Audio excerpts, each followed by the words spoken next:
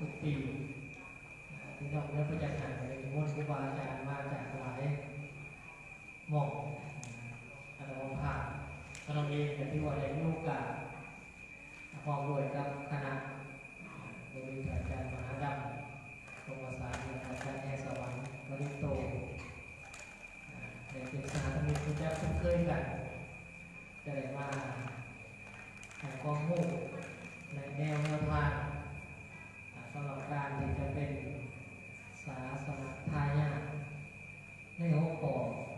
ว่าโดยการสร้างศาสนทายาทเพื่อพุทธศาสนาคงทีนี้พระอาจารย์ลบดูพระอาจารย์เอกราชนั้นก็ได้เตรียมนิมนต์วางแผนเพื่อจะเกิดการเสวนาธรรมตามลำดับโดยการพักเปลี่ยนกันเทศพร้อมกัน3 องค์มองไปมาว่าพร้อมกันเลยเทศคนละเถื่อแต่ว่านี่คือเดียวกันเวลาเดียวกันศาสนาทายาทคำนี้ตรงนี้รวมทั้งหลายวันนี้พระอาจารย์ได้เตรียมสไลด์มาแต่ว่าเสียดายอุปกรณ์หลวงพ่อก็เลยบรรยายคนความและจินตนาการเอาจากการนอกศาสนาทายาทมีอยู่2 คำศาสนาคือพระศาสนาพระศาสนาคือหมายถึงพระพุทธศาสนาทายาทหมายถึงผู้สืบทอดมูลมรดกหรือว่าเขาแจ้งไงว่าพี่น้องเมื่อไปรวมกันก็คือว่าผู้ที่สืบทอดมรดกทางพระพุทธศาสนาว่าศาสนาทายาทหรือแปลเขาแจ้งไงว่าพี่น้องพระศาสนาในที่นี้เราเห็นศาสนาทายาทที่นั่งยิงใส่ได้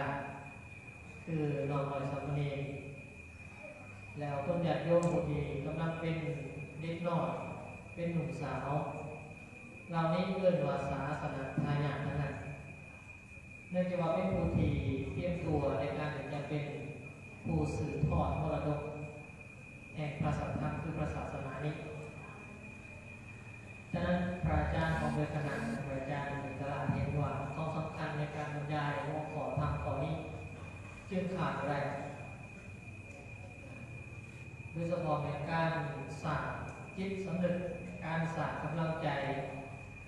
การสร้างความคิด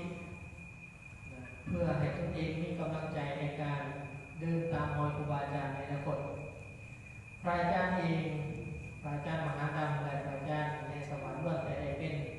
ชั่วหน่อยมาก่อนล้วนแต่เป็นชั่วหน่อยมาก่อนบวชตั้งแต่อายุ12-13 ปีแล้วพระอาจารย์มหาดำเนี่ยบวชตั้งแต่อายุ8 ปี9 ปีพระอาจารย์13 ปีพระอาจารย์ให้สวรรค์ปีบวช12 ปีเมื่อกับตัวหน่อยกำลังฟังอยู่ขณะนี้ได้มาศึกษาได้ปลูกศรัทธาของตนเองได้น้อมนำคำสอนของครูบาอาจารย์ได้ศึกษาปริยัติธรรมพระธรรมคำสอนขององค์สมเด็จพระสัมมาสัมพุทธเจ้าจึงได้เดินทางที่เห็นว่าการจะเป็นศาสนาทายาทนะควรจะดำเนินการหรือตั้งคิดของตนเองเพื่อจะเป็นผู้สืบทอดอย่างไรในขณะอาจารย์เคยได้ศึกษามาก่อนที่ได้อยากจะมาแนะนำเพราะว่าเจ้าน้อยที่นั่งอยู่ในสถานที่นี้เขาหมดสามารถที่จะแนะนำอนาคตเขาว่าจะเป็นอย่างไรแต่อาจารย์มั่นใจหนักหนาว่าองค์ใดองค์หนึ่งในสถานที่นี้ในอนาคตจะได้เป็นผู้ที่มีการศึกษาสูง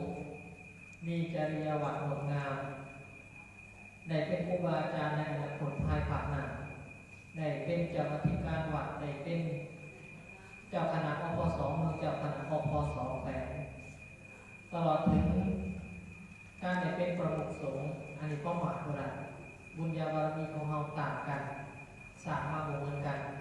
แต่ที่สำคัญที่สุดก็คือปัจจุบันนี้ว่าเราควรจะเตรียมตัวในการที่จะเป็นครูบาอาจารย์ในอนาคตได้อย่างไรนั่นคือเรื่องสำคัญ นี่คือสำคัญตัวหน่อยในพระพุทธศาสนาพระอาจารย์อยากขอเราในเรื่องของการสร้างศาสนาทายาทในครั้งหลังพุทธกาลคือพระเจ้าอโศกมหาราชพระเจ้าอโศกมหาราชนี่เป็นผู้ที่เป็นกษัตริย์เป็นกษัตริย์ของ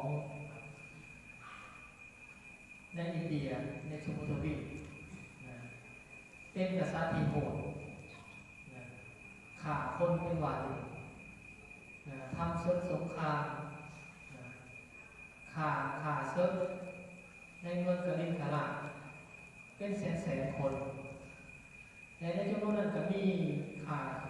าเสลยศึกอีกจำนวนแสนเช่นกันในคำที่หลายคำที่กล่าวไว้แตกต่างกันหมดถึงข้อมูลของพระเจ้าอโศกมหาราชบางคำที่กล่าวว่าพระเจ้าอโศกมหาราชจะมีห้องลับชนิดหนึ่งอยู่ใต้ดินได้เสลยศึกมาแล้วสิมีความคิดหนึ่งว่าเอามาทรมานห้องหกของเราเนี่ยเอามาทรมานในเมื่อที่พระเจ้าอโศกมหาราชก่อนจะขึ้นครองราชย์ได้แก่งแย่งสิ่งดีพระราชบัลลังก์กับพี่น้องด้วยกันหลายพระองค์สังหารญาติพี่น้องของตนเองเพื่อขึ้นครองราชย์ประวัติถือว่าโศกโชนสำหรับกษัตริย์องค์หนึ่งที่ผ่านมาด้วยน้ำเลือดจากภพดาบของการสู่โลกแบบประกบในสมัยเก่าพระเจ้าอโศกมหาราชมาในขึ้นครองราชย์ในอย่างเดียวแรกได้ทำการสู้รบกันมาหลาย10 ปีจึงเกิดข้อเบื่อหน่ายในสงครามมีคนตายกาดเกลื่อนได้ทำการปกครองด้วยยุทธชัยด้วยการใส่การทานอาหารในการปกครองเมื่อหนึ่งพระเจ้าอโศกมหาราชได้เห็นว่าการกระทำของตนเองเป็นผลเสียเผาผลาญทำลายชีวิตของคนอื่นจึงอยากจะถือพระศาสนาใดศาสนาหนึ่งมาเป็นที่พึ่งทางใจได้เชิญนักบวชศาสนาต่างๆเข้ามาฉันในวังแต่สังเกตอาการกิริยาของนักบวชนั้นจะเห็นว่าโมนาเลื่อมใสมีอาการโมนาเลื่อมใสโมนาศรัทธาจึงเลยไปยื่นอยู่ที่กองเยี่ยมพระราชวังแนมลงมาทางพระรามหลวงเห็นชั่วหน่อยองค์หนึ่งชื่อว่านิโครธสามเณรชั่วนิโครธพระอาจารย์สมบูรณ์พงศ์เราตั้งชื่อชั่วหน่อยเป็นตะแพงตั้งชื่อว่าเน้นไซนิโครธแปลว่าต้นไทรก็เลยเอ่ยว่าเน้นไซบ้านเขาเอ่ยตัวไซบ่เจ้าไส้กันได้บิณฑบาตอย่างผ่านพระรามหลวงผ่านพระรามหลวงด้วยอากับกิริยาที่น่าเลื่อมใสน่าศรัทธามีอินทรีย์สงบมีจริยวัตรงดงามพระเจ้าอโศกมหาราชพ่อแม่เนี่ยโอ้สามณะตนนี้มีความสงบภายในจะก้าวหน้าถอยหลังเลี้ยวซ้ายแลกขวาเป็นผู้ที่นาเลื่อมใสน่าศรัทธาเป็นผู้ที่ฝึกตนมาอย่างดีไพ่กันหนอก็เลยให้มหาเด็กให้ทางการไปเกิดมาเป็นมนมาพอเห็นสามเณรเขามาไก่ขอความธรรมท่านเป็นนักบวชในศาสนาใดท่านสามารถที่จะแสดงธรรมแก่ข้าพเจ้าได้หรือบ่สามเณรเทศ2 บาท2 บาทคาถาอาปมาโทอมาตังปะทังปามาโทมัจจุโนปะทังแปลว่าความบ่ประมาทเป็นทางบ่ตายความประมาทเป็นทางแห่งความตายพระเจ้าอโศกมหาราชก็ได้ฟัง2 คาถา2 บาทนี้ข้าพเจ้าเข้าใจแล้วข้าพเจ้าเข้าใจแล้วเป็นคำเทศของสมเด็จเลื่อมใสสมเด็จเพราะว่าพระเจ้าอโศกมหาราชเป็นผู้ที่มีปัญญาเป็นระดับปัญญาชนจึงเข้าใจศรัทธาสามเณรจึง อยากจะถวายอาหารแก่สมเด็จบอกว่าข้าพเจ้าจะเอาอาหารที่พระเจ้าเอาสงฆ์อาราธนี้ไปถวายแก่อาจารย์ของข้าพเจ้าใครคืออาจารย์ของสมเด็จผู้นั้นอยู่วันนั้นฉะนั้นข้าน้อยขอถวายอาหารอีกชุดหนึ่งแก่ท่านอาจารย์สมเด็จบอกว่าจะเอาอาหารส่วนของตัวเองไปถวายแก่ท่านอุปัชฌาย์ใครคืออุปัชฌาย์ของสมเด็จก็บอกไปจะถวายแก่พระสงฆ์ในวัดนั้นทุกองค์พระเจ้าสงฆ์มาถวายแต่ถามต่อไปว่าแล้วพระสงฆ์อื่นในศาสนาคือพระพุทธศาสนามีหลายขนาดเขาจะเอาสงฆ์มาเลื่อมใสจึงอุปถัมภ์พระพุทธศาสนาเปลี่ยนจิตใจของตัวเองอย่างทันทีจากเป็นคนที่รู้ห้าเป็นจันดาโสปกครองสู่รบด้วยยุทธชัยคือการปราบด้วยกำลังทหาร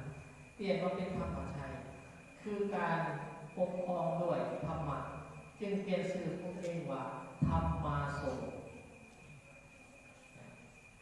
และอุปถัมภ์พระพุทธศาสนาสร้างเจดีย์84,000 เจดีย์ทั่วทุกภูมิภาค84,000 เจดีย์รายไปเลยลักพันเนี่ยเขาบอกว่าร้ายแล้วลักหมื่นโมเมนต์หมื่นสำหรับ84,000 เจดีย์เรื่องเจดีย์แต่ละเจดีย์ก็เอาผ่าพรมสารีสถานของพระโพธิปราสมาเกิดมาบรรจุไว้เป็นภูมิจิตสถานและอุปถัมภ์การสังฆนาข้ามที่3ในยุคนั้นโดยมีพระโมคคัลลิติสัตเถระเจ้าเป็นประมุขในการสังฆนานี่อาจารย์แบบเล่าถึงความสำคัญของการสืบทอดศาสนาในยุคเก่าหลังจากที่พระเจ้าอโศกมหาราชได้อุปถัมภ์พระพุทธศาสนาในคราวนั้นถึง84,000 วัดพระสงฆ์ทั่วสมุทรวีจึงเข้าไปถามพระเถระทั้งหลายว่าข้าพเจ้าได้อุปถัมภ์พระพุทธศาสนาด้วยทรัพย์สมบัติด้วยความหลงสายขนาดนี้ข้าพเจ้าได้ชื่อว่าเป็นทายาทของพระศาสนาแล้วหรือยังเป็นพี่น้องของพระพุทธศาสนาแล้วหรือยังพระเถระทั้งหลายก็เลยให้พระโมคคัลลิติสัตเถระเจ้าตอบคำถามนี้พระโมคคัลลิติสัตเถระเจ้าจึงตอบว่าถึงคนจะมีเงินกองพะเนินเงินถึงตั้งแต่ถึงแผ่นดินในโลกมนุษย์จนถึงภพโลกถวายทรัพย์สมบัติเหล่านี้แก่พระศาสนาแก่พระพุทธศาสนาอุปถัมภ์พระพุทธศาสนาตลอดชีวิตบุคคลนั้น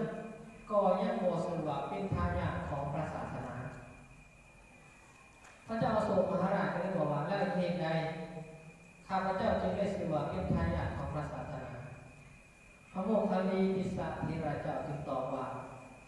บุคคลใดก็ตามจะเป็นคนยากจนเข็ญใจหรือเป็นคนมั่งคั่งด้วยทรัพย์สมบัติเป็นเศรษฐีมหาศาลพระมหาศาลเป็นกษัตริย์ก็ตามถ้าบุคคลนั้นมอบบุตรของตนให้เขามาบวชในพระพุทธศาสนาบุคคลนั้นจึงได้ชื่อว่า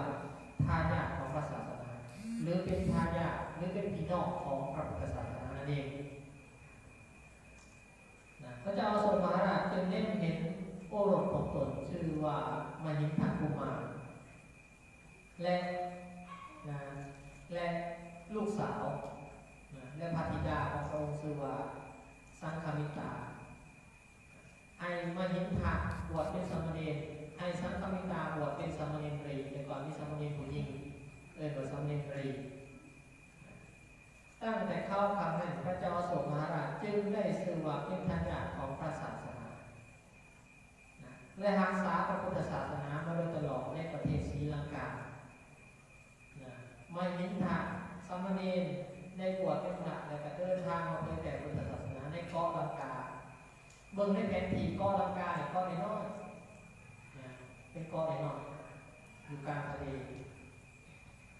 ได้ประกาศศาสนาและสาเหตุของการอุปถัมภ์พุทธศาสนาของพระเจ้าอโศกในคราวนั้นได้สัญญาครั้งที่3แล้วสร้างธรรมทูต9 สายไปทางตะวันตกไปทางอิหร่าน ได้หลายประเทศและสายสำคัญสายหนึ่งคือมาทางสุวรรณภูมิคือแถบเอเชียเขานี่พุทธศาสนาจึงจะเริ่มมั่นคงมาถึง 2,563 ปีถึงปัจจุบันตอนนั้นพระเจ้าอโศกมหาราชได้ส่งธรรมทูตในปี 230 กว่าพศ 230 กว่ามาถึงตอนนี้เป็น 2,000 กว่าปีแล้วนี่พระเจ้าจะเล่าให้ฟังถึงความสำคัญของพระญาติศาสนาในเบื้องต้นก่อนต่อไปจะได้กล่าวอาราธนาทรงนาทีต่อไปก็การการมหาดำพงศษาในเราถึงความสำคัญและขอคิดอะไรให้ครับน้องหน่อยสมณีผู้จะเป็นทายาทศาสนาต่อไป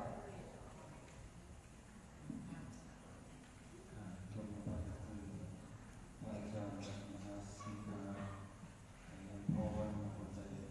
คนสมิทในเรื่องการสร้างศาสนาทายาทเพื่อพุทธศาสนาที่มั่นคงและต่อไปขอหลังนิมนต์อาจารย์กันมหาดำในโรงบรรณาต่อไป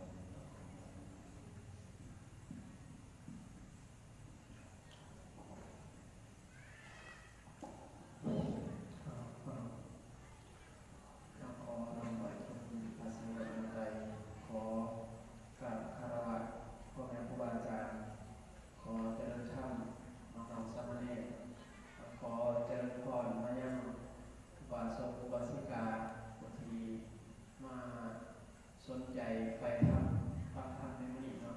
อันนี้ก็รู้สึกดีใจที่ได้มาเป็นองค์แสดงธรรม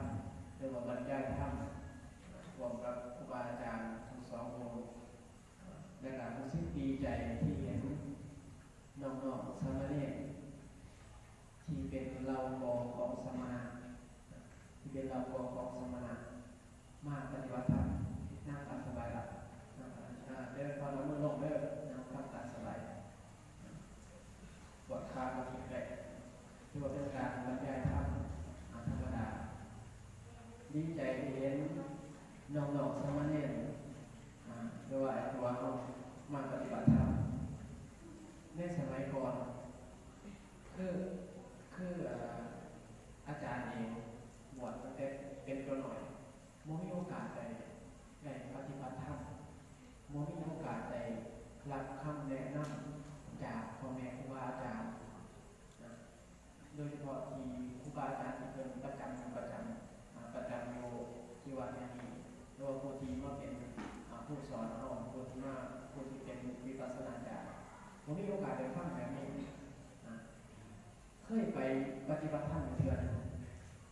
ตอนอยู่ม.หนึ่งเป็นตัวหน่อยไปคนพายานงานวาดผ้าหนังการแก้วโมหูจักเคยเห็นอย่างว่าเข้าใจมองหูว่าไม้คำว่าพระพุทธพระธรรมพระสงฆ์หูจักแต่ว่าคำว่าพระพุทธเจ้าหมายถึงพระพุทธรูปนามเป็นเถิดหมดเลยถ้าเห็นพระพุทธรูปเหมือนกันพระพุทธเจ้าหมดนะว่าเข้าใจแต่ว่าหลังจากที่ได้ไปศึกษาเรียนได้มีโอกาสศึกษาเรียนทางธรรมใครให้เข้าได้รู้ความหมายอย่างหลายๆอย่างได้รู้ความหมายของคำว่าพระพุทธเจ้าคืออย่างพระธรรมคืออย่างพระสงฆ์คืออย่างเป้าหมายของการบวชคืออย่างน้องสามเณรโหบาวาคำว่าสามเณรแปลว่าเราขอของสมณะคำว่าสมณะแปลว่าอะไรเคยตอบไปยังไม่เห็นเลยสมณะแปลว่าอะไรตอบไปว่าบางองค์ตอบได้ผูกความหมายแต่ประกาศยกมืออายมือแน่นมือก่อนคนมือประกาศยกไปเลยบอกมือลงนะสมณะแปลว่าผู้สงบคืออาจารย์มหาขาวมันซื้อเหรียญมหาขาวซื้อแทนเป็นพระมหาสิงหามหาขาวมหาดำสักคู่ตลอดอาจารย์มหา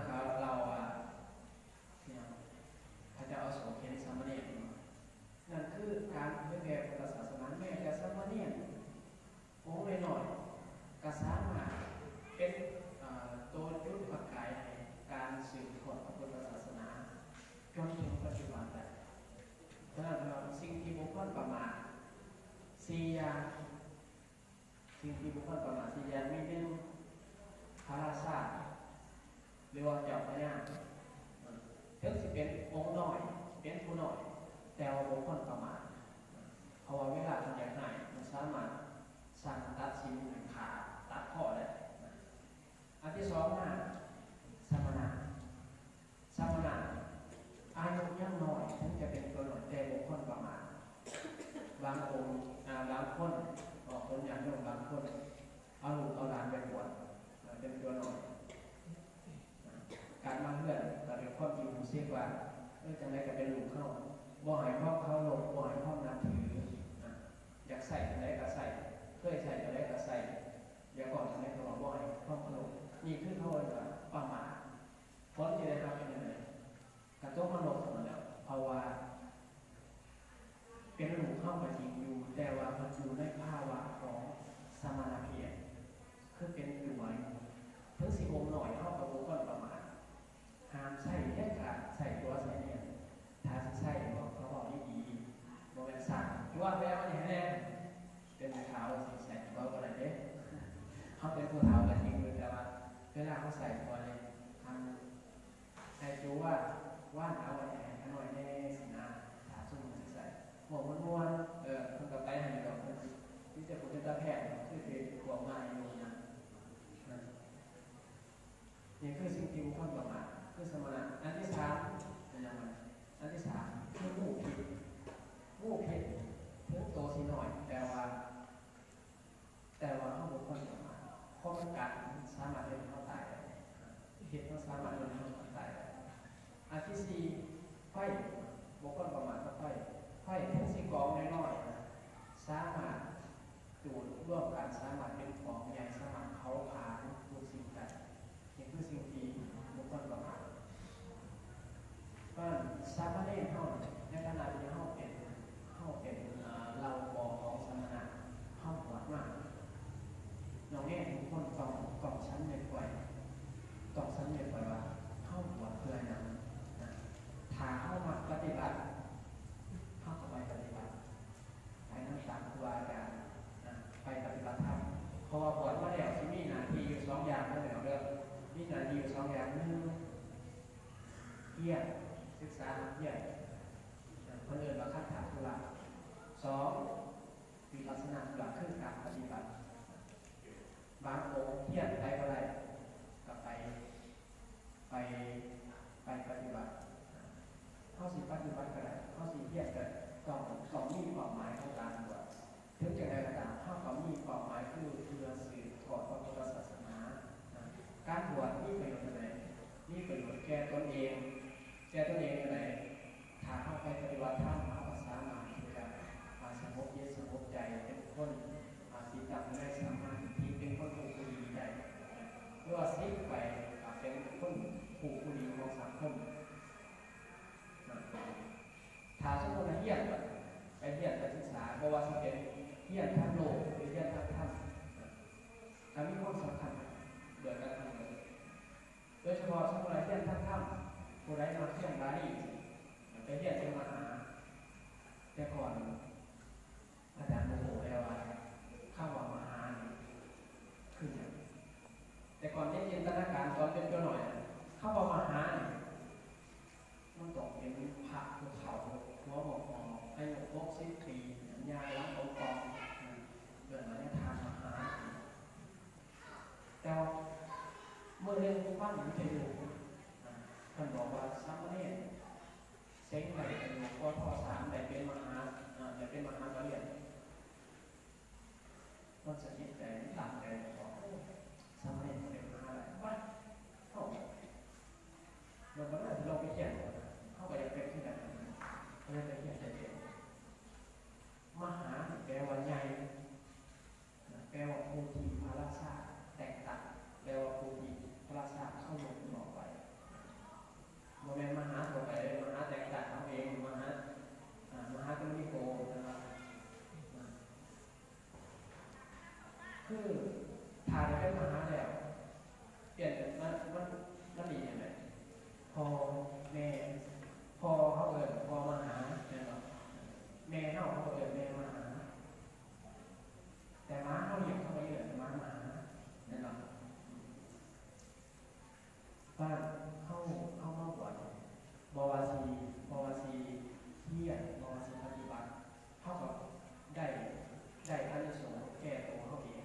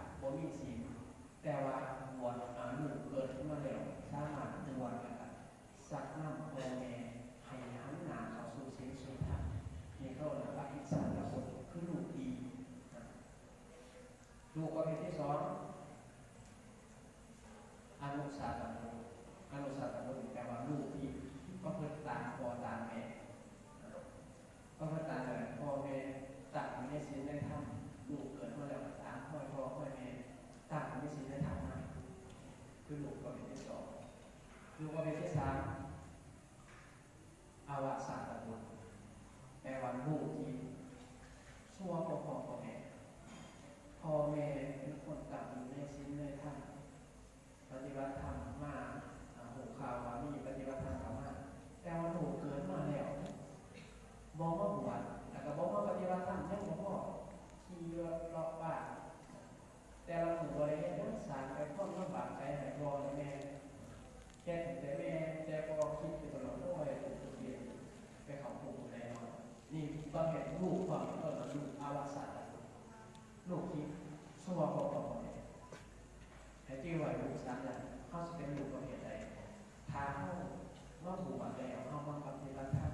ได้รับคำแนะนำจากพ่อแม่ครูบาอาจารย์อย่างเข้าซื้อเราเป็นนักศึกษาแบบนี้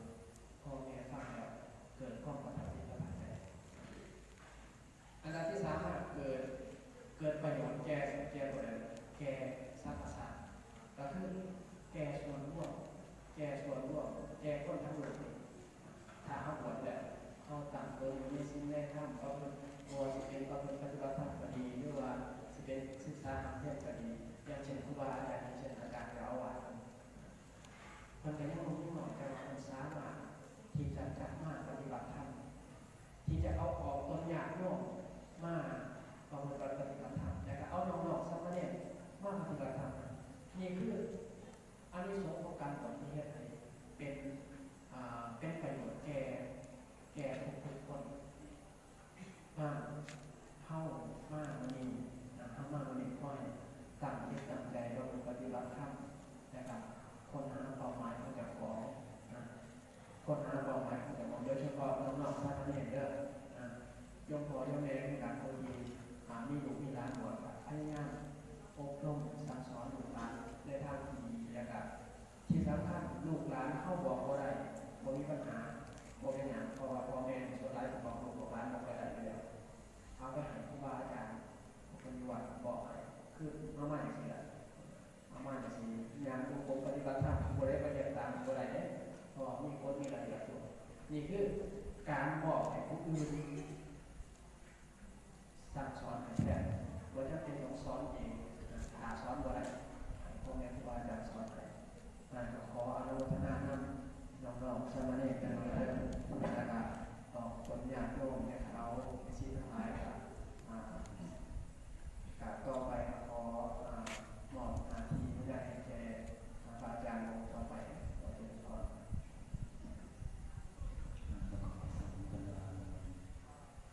ดำ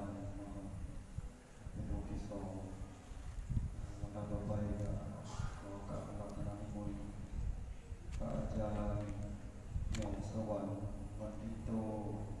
เป็นองค์เสวนาต่อไปขอกราบรัตนนิมนต์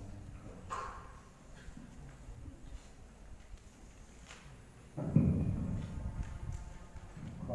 ถวายความนอบน้อมแด่พระพุทธรัตนมหามุนีศรีสักยบุตรพุทธโคดมบรมไตรโลกนาถผู้มีความองอาจสิ้นหักผู้มีราคะโทสะโมหะอันเป็นจัดสิ้นแรง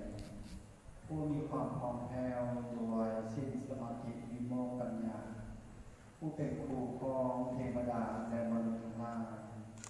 ขอถวายความนอบน้อมแด่พระธรรมและพระอริยสงฆ์ผู้ที่ดำรงศีลจริยวัตรตัดสินตามพระมีพระภาคใจคำนมัสการพระเทรานุเทราน้องน้อยสามเณรเจริญสุขสบายดีสาธุชนพุทธบริษัทสาวลาบรรดาธรรม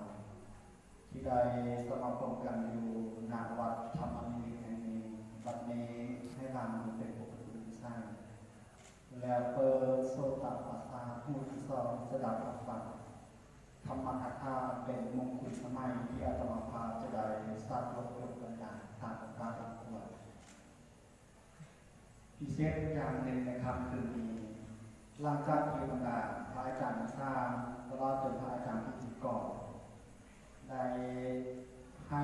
ข้อคิดสกิดใจแก่บรรดาน้องสามเณรเป็นอันครบพออยู่ไปจะได้เปิดเวทีให้กับบรรดาน้องสามเณรตลอดจนในสิ่งในทางผู้ที่ขมักเขม้นในการปฏิบัติธรรม ได้มีส่วนร่วมในการสนทนาปราศัยอาจจะประกอบความคิดเห็นหรือว่าจะสักถามปัญหาข้อค้างคาใจซึ่งแต่ละทางแต่ละคนทางทหารว่าบ่มีความท้าทายที่จะยกมือขึ้นห้ามสามารถที่จะเขียนโน้ตก็ได้แล้วก็ส่งให้พระอาจารย์พิธีกรจะได้ถามต่อซึ่งผู้ที่มีความกล้าหาญนั้นจะได้รับรางวัลนี้นั่นก็คือหนังสือพระไตรปิฎกสิ่งที่สาธุชนของอาจารย์สมเด็จพระพุทธโฆษาจารย์ว่าปอของทุกคนเป็นข้อรางวัลวันนี้บรรดาหน่วยสามเณรในศีลในข้าวก็ได้สามสัตว์เกี่ยวกับเรื่องความสำคัญข้อบรรดาบุคคลผู้ที่จะเป็นศาสนาคายาในพุทธศาสนานั้นต้องดำรงอากาศอิริยาบถแข็งผู้ใดเป็นสามเณรในที่นี้ยกมือขึ้นมาแต่แน่เป็นสามเณรยกสูงๆมีบอกผู้ใดก็ยกแสดงว่าเป็นสามเณรยกสูงแค่ในสามเณรยกมือขึ้นถ้าผู้เป็นเณรเอามือลงถ้าลงเป็นเณรเรียกว่าเป็นเณรมือลงนะสามเณรทักษะ10 ข้อ10 ข้อที่เขาแปลว่าอะไรข้อที่เขาแปลว่าอะไรให้นางที่มันสู้เลยเรื่องที่ข้อที่7เนี่ยข้อที่7อะไรนี่ก่อนเนี่ยเดี๋ยวฟังปัทมาโตปานาเพิ่นห้ามว่ายาฆ่าสัตว์อาทินนายาลักสัตว์สารพัดด้วยกว่าอาภัมยากำนัดเสกรรมคุณเนพุทธังมุสายาโกหกเว้าตลกล้อลวงคำสุรายาเพิ่นคำดื่มน้ำเมาสุราบาวิกาลโภชนาเพิ่นห้ามว่าบ่ให้กินอาหารให้รวมเวลากันถ้าเป็นอย่างเพิ่นว่านัจจคิตวายายินดีข้องทั้งมวลห้องหลังทำกระบวนเครื่องติดซีตีออกมามาลายาลูลายบำรุงกายโดยข้องห้องอุจจายานางนอนคนที่นอนขันสู้ใหญ่ซาตารูปาราสตา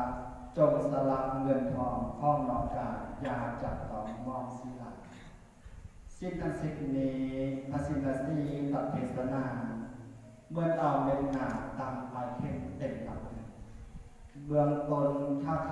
แมงข้อหนึ่งพระพุทธเจ้าตัดมาเป็นสิ่งเชื่อเถิดในยืดยาวเบื้องปลายของทันตกรรมให้คนงามและคนสาย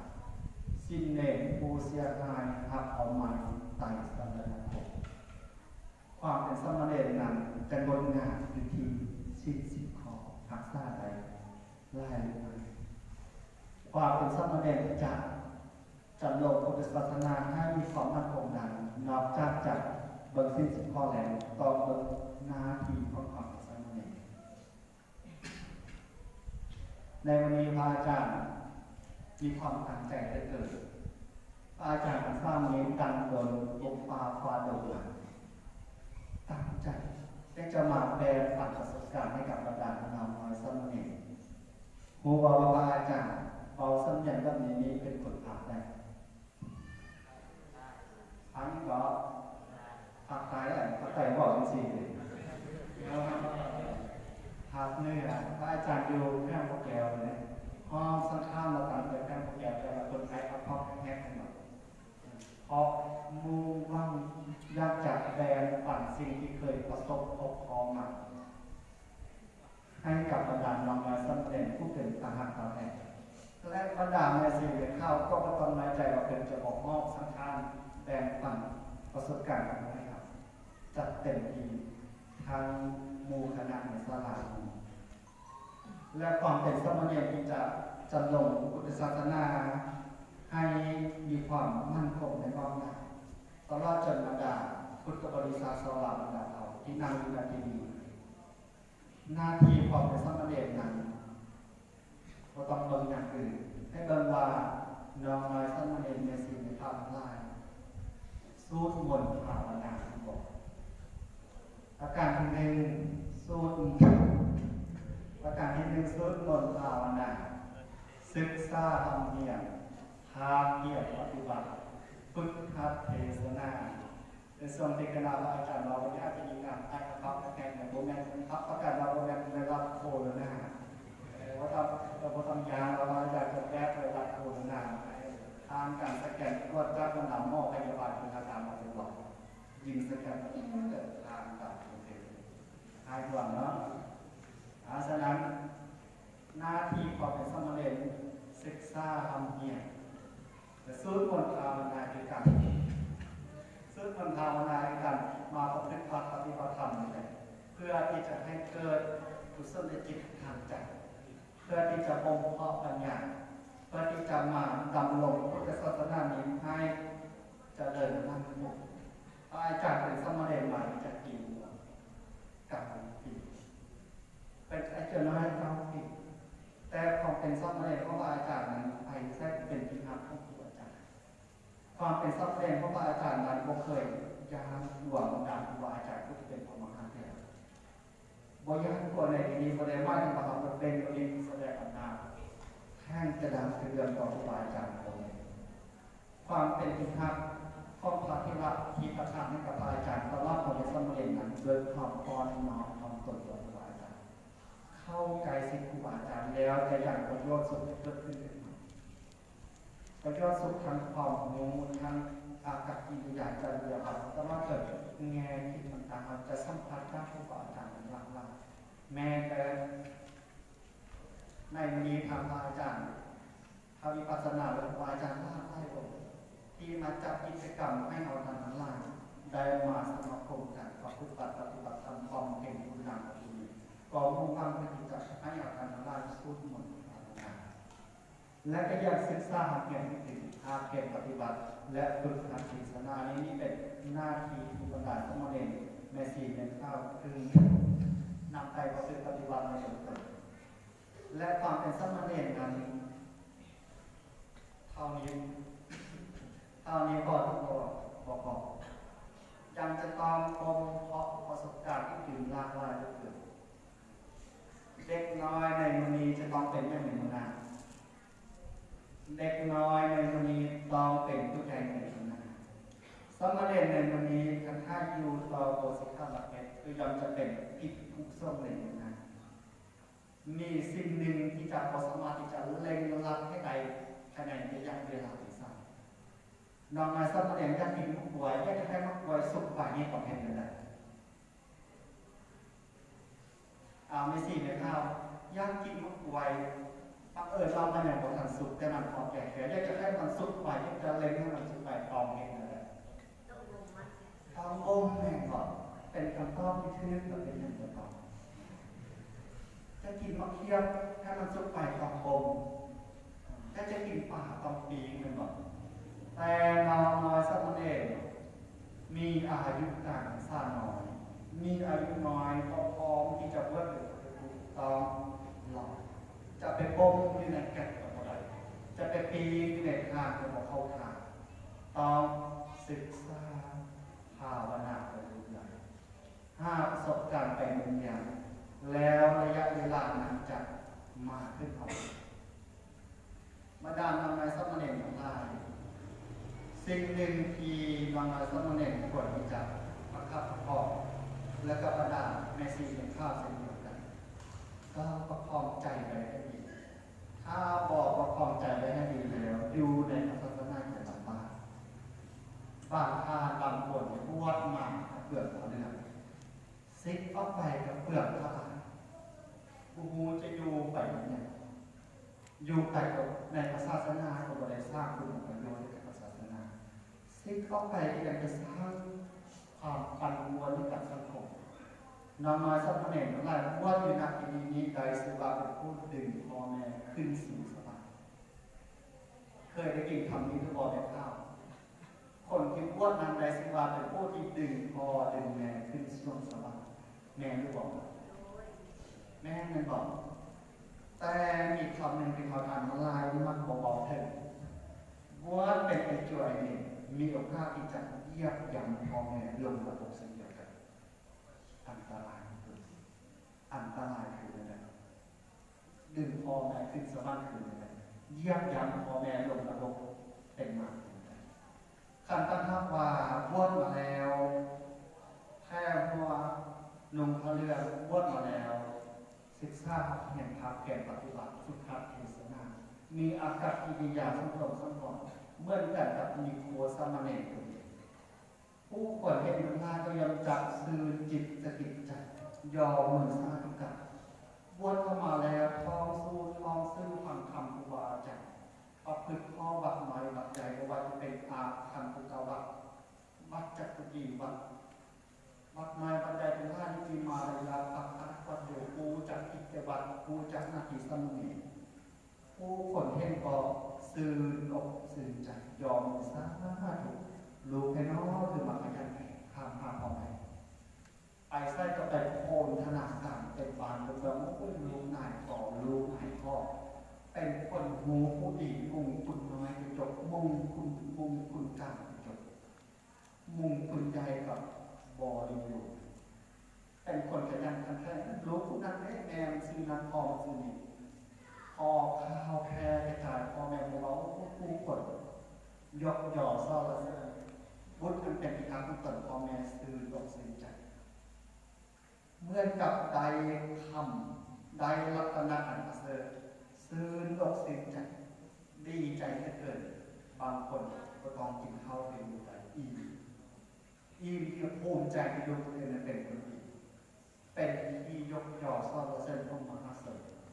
นั่นแหละคือดึงพ่อแม่ขึ้นสวรรค์ความดีใจนั่นแหละปีติอันเกิดจากความดีใจของพ่อแม่นั่นแหละลุงได้มันได้สวรรค์ดึงพ่อแม่ขึ้นสวรรค์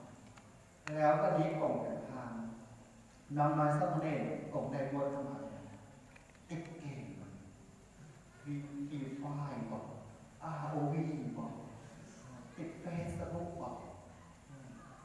โทรศัพท์5 กิกน้อยใหญ่บวชเข้ามากินข้าวแรงแกงนอนบวชเข้ามาเตะต้อได้ตัดขอไปคอยเดียวเลยครับที่นี่สะพานบูระเป็นอะไรมันตำนิติเกียรติขันตั้งงูหอมไส้นี้เป็นทีตำนิติเกียรติของเมื่อพ่อแม่ในข่าวว่ามหาสนตำนิติเกียรติลูกคนเองครูบาอาจารย์ก็ตำนิติเกียรติเป็นทีนักจิตนักใจครอบครูอาจารย์ถ้าเกิดเอาไว้เลยแกงว่าพ่อแม่หูข่าวลูกเศร้าหน้าเศร้ายิ้มคนไหนลูกข้าคือมาบุญลูกข้าคือมาวาสนาน้อยเด้ได้ลูกก็ได้ลูกเป็นมงคลพ่อแม่บริโภคโคตรเด็กลูกข้านี่คือมาบุญน้อยเด้ลูกวัดมาแต่กะทิจะดึงลูกข้าขึ้นสวรรค์เป็นแม่น้อยเกิดเก่งให้พิธีอาคาที่นาให้กับเราสดพ่อแม่เหมือนใส่แดงเด็กผมนะเพราะยังจึงโกงนะมักสาวบานได้ตาแต่ก็เบาเรื่องบนอยู่เฉพาะคำพูดนั่นแหละคือดึงพ่อแม่ของแม่หรือพ่อแม่ถ้าแม่จะให้พยายามสักก่อนให้สักก่อนตามอยู่ในองค์คุณเพื่อที่จะพัฒนาคุณงามของดีข้อความของสมณะให้เจริญยิ่งขึ้นไปอันจะเป็นที่สรรเสริญของมหาสนและประดานน้องหน่วยสัตว์น้องหน่วยสัตว์หนึ่งก็จะได้เป็นผู้ที่มีความมั่นคงในศาสนาต้องประคองใจไปให้ดีเพราะว่าใจเรานั้นนี่บางครั้งก็เป็นลานบางกาเป็นพันบางคณะเป็นองค์บางอารมณ์เป็นสัมผัสสารในสิ่งในข้าวใจร้ายเป็นที่นั้นใจดีเป็นพันใจมีโมหะเป็นสัมผัสสารใจตานีที่ทานคุณอยากจบใจสกปรกโลกเดียวเป็นเพศใจมีเศษสภาพเป็นมนุษย์ใจบริสุทธิ์พุทธพอเป็นเนี่ยเป็นพุทธบรรดามันมาสำเร็จยากจากใดจิตใจประเภทนั้นให้ไปคบคิดพิจารณาได้ต่อและในมณีนี้อาจารย์ท่านใดจะมาเติมเต็มข้อคิดสกิจใจอันเป็นเครื่องจับกระเทือนจิตกระเทือนใจให้ประดับพอทันล่านั้นมีจิตที่ใจมั่นคงแบบพุทธศาสนาสิ่งหนึ่งที่จะเป็นเครื่องเสริมสูงให้บรรดาธรรมและสมณเณร ที่จะอยู่ในศาสนาเรียกว่าตลอดจนบรรดาพุทธบริษัทมีไม่เอาแต่เพราะว่าเป็นคนนางในที่นี้นะคือเราต้องปลุกสติปัญญาให้ตื่นให้หูให้คุณเด็กโตอ้อมความเป็นผู้กิจเข้ามาร่วมแววทำหน้าที่ในพุทธศาสนาปัญญานั้นได้ชื่อว่าเป็นธรรมกเสริฐปัญญานั้นได้ชื่อว่าเป็นยอดธรรมปัญญานั้นได้ชื่อว่าเป็นมุงกุฎแห่งธรรมะปัญญุตาสัพเพธรรมะธรรมทั้งปวงมีปัญญาเป็นยอดมีปัญญาโลกัสสริปัสโสโตปัญญานั้นได้ชื่อว่าเป็นแสงสว่างแห่งโลกและในมุนีนี้พระอาจารย์จัดแนวบอกเกิดความปัญญาตามในวิสุทธิมรรคให้บรรดาเมืองสมณเณรได้เอาไปปฏิบัติเพื่อที่จะพ่อพูดความโมลนี้เพื่อที่จะเป็นผู้ที่อยู่ในศาสนาระบบเกิดพระเรื่องซิกออกไปกับระบบเกิดพระลายสมัยก่อนคนที่พ้นมาแล้วดูห่างกันเป็นคนที่สุดคนที่ซิกไปแล้วเศร้าแก่เมียไม้เศร้าเล็กๆน้อยผ่ากันยาเอาไปคิดไปเสียเป็นเรื่องจริงลุงครับหน้าตาที่เด็กที่หลายผู้ชมคนได้เป็นคิดเป็นเสียงเนี่ยยากันเอาบางครั้งเศร้าแก่เมียไม้ตีกันอย่างนี้ย้ายกันเอาเสียงสิกันเพราะคนสมัยก่อนมีความเชื่อว่าคนที่อ้วนมาแล้วสิก็เป็นคนมีของแมงด้วยพวกนี้เคยได้ยินบอกว่าเนี่ยคนอ้วนไปแล้วสิก็เป็นอาคิดอาจารย์คนมีของการเซ็นคำว่าคิดมาจากบัณฑิตตัดปันเอาเลือดแต่ดิษภาษาบาลีทำออกเส้นบุคคลคืออะไรเป็นคิดไปเป็นบอกคนซิกเป็นอะไรสำหรับเป็นคิดที่เป็นผู้ที่เป็นบัณฑิตผู้คงแก่กันฉะนั้นปัญญานั้นประการที่หนึ่งจะเกิดได้จากการศึกษาคัมภีร์สองทำความดีต่างๆสามสำระล้างสิ่งให้บริสุทธิ์สี่เข้าเครื่องพิสูจน์แห่งสมถะและวิปัสสนาห้าภาวนาจะบูแจงอริยสัจหกกำจัดนิวรณ์ในสิ่งสามเจ็ดภาคบันศึกษาในศิลปวิทยาแปดพัฒนาจิตให้สงบเก่าบอกคบคนผ่านสิบอยู่ในสามเป็นนิด11คบบัณฑิตเป็นสหายนี้เป็นบอกเกิดของปัญญาที่จะให้บรรดาน้องและสมณเณรนั้นไปศึกษาตามกระบวนการต่างๆและจะได้ปัญญาจากคำพีกับหน้าตาและจะได้ปัญญาจากการทำความดีกับออกปฏิบัติธรรมสูตรผลภาวนาศึกษาเรียนภาพเปลี่ยนปฏิบัติสักเทศนา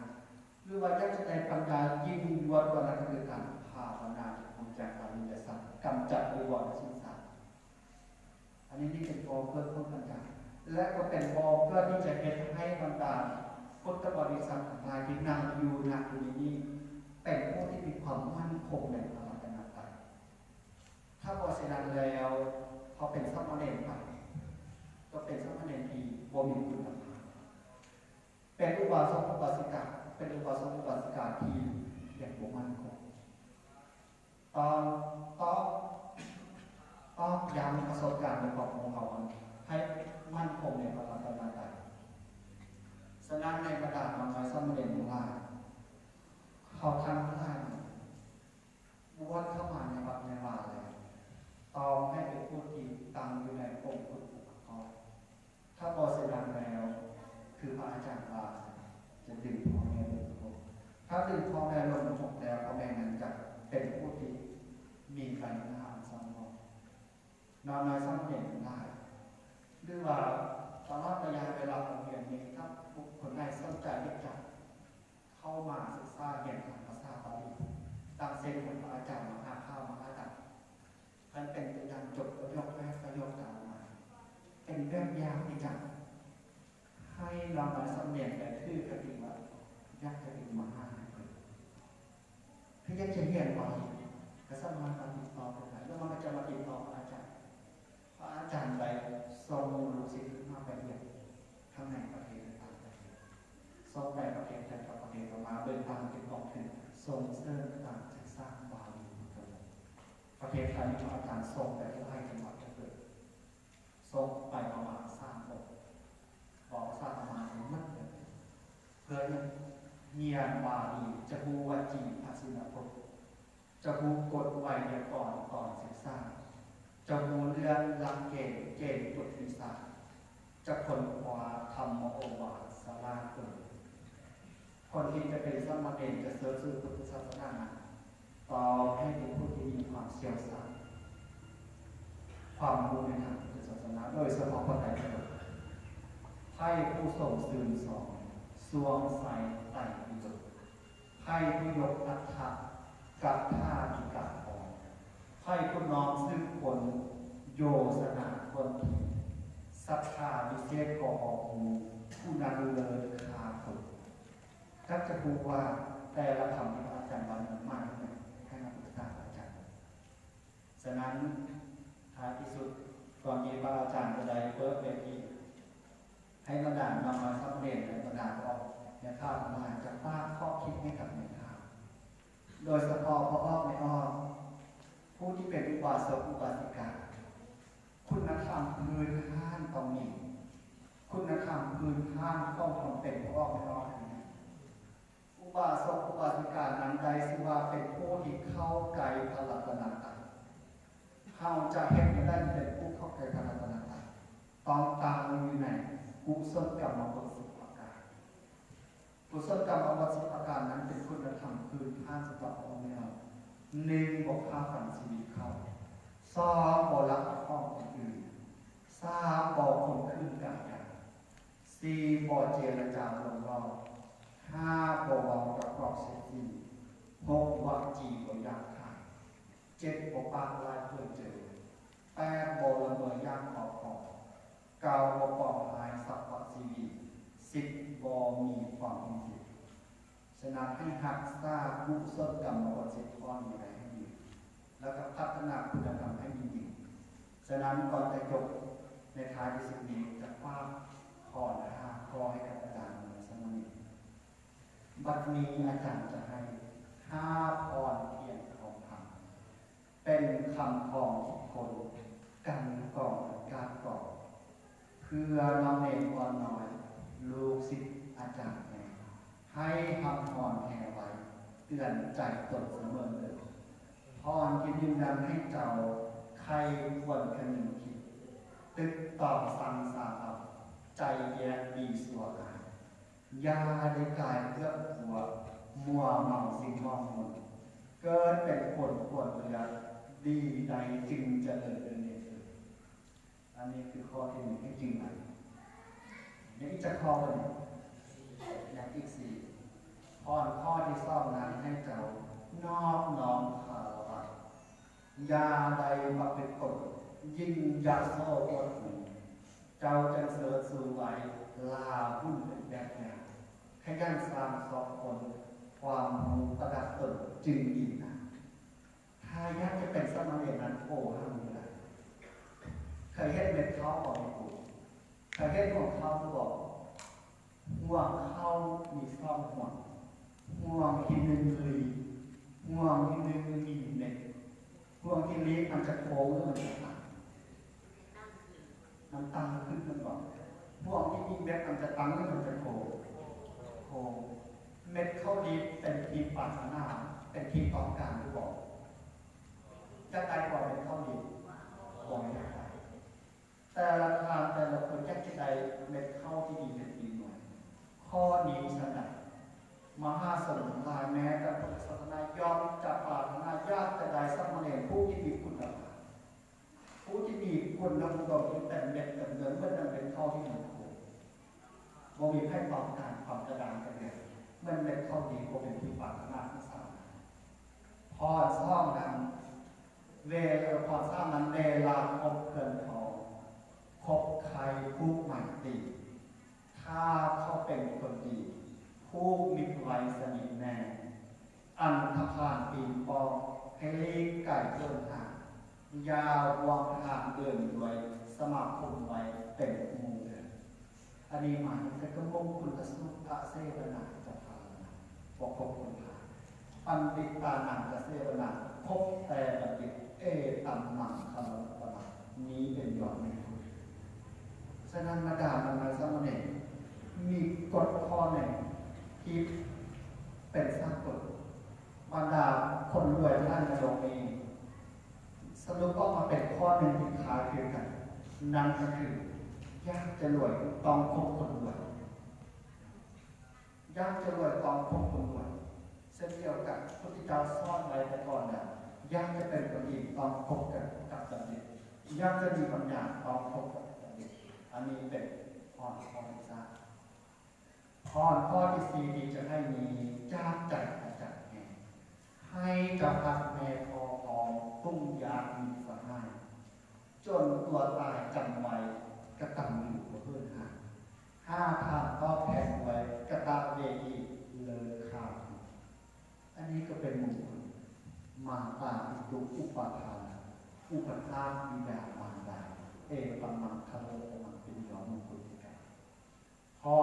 ห้าที่จะให้มีลำเลินโลกกันให้เจ้ามีปัญญาพยาธรรมะสมถะปอตังวิปัสสนาก็ดีมีปัญญาธรรมะมูแจงโมฆะธรรมมูจักของโมฆะธรรมให้พัฒนาวิปัสสนาสมถะก็ดีวิปัสสนาก็ดีพัฒนาไปเรื่อยๆดังที่คนนั้นที่ว่าอาจารย์มาอบรมสักซ่อนข้ามน้อยกน้อเหยียบน้อภาวนาไปเพื่อที่จะมีกุศลกรรมเพื่อที่จะได้เข้าสู่นิพพานโมฆะธรรมก็คือนิพพานนะฉะนั้นในที่สุดนี้ข้อความสุขสวัสดิ์ที่พัฒนามงคลที่มีแก่พอทำหน้าทางตนสาธุผมไปเนี่ยพระอาจารย์แง่สวรรค์วันอิโตโดยเป็นองค์ที่สามในการเสวนาหรือว่าสารนัยธรรมเป็นกรรมไก่ว่าแต่พักของวัดเนาะเป็นโปแก้วอะไรนี้เมตตาเดินทางก็เป็นพันกิโลเลยแต่โปแก้วหอดซอยเขตนนเหยียบพันกิโลเลยมาไกลเนาะ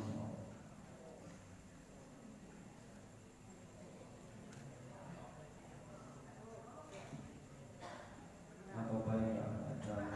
มาสิเสริมสำหร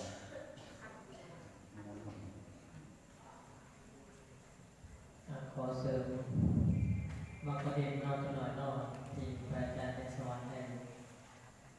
บรรยายไปพอหาของชื่อได้บนนอนเพื่อชื่อได้เอาเงินเลยแสนยาวเติบโตอันนี้คือการแนแนว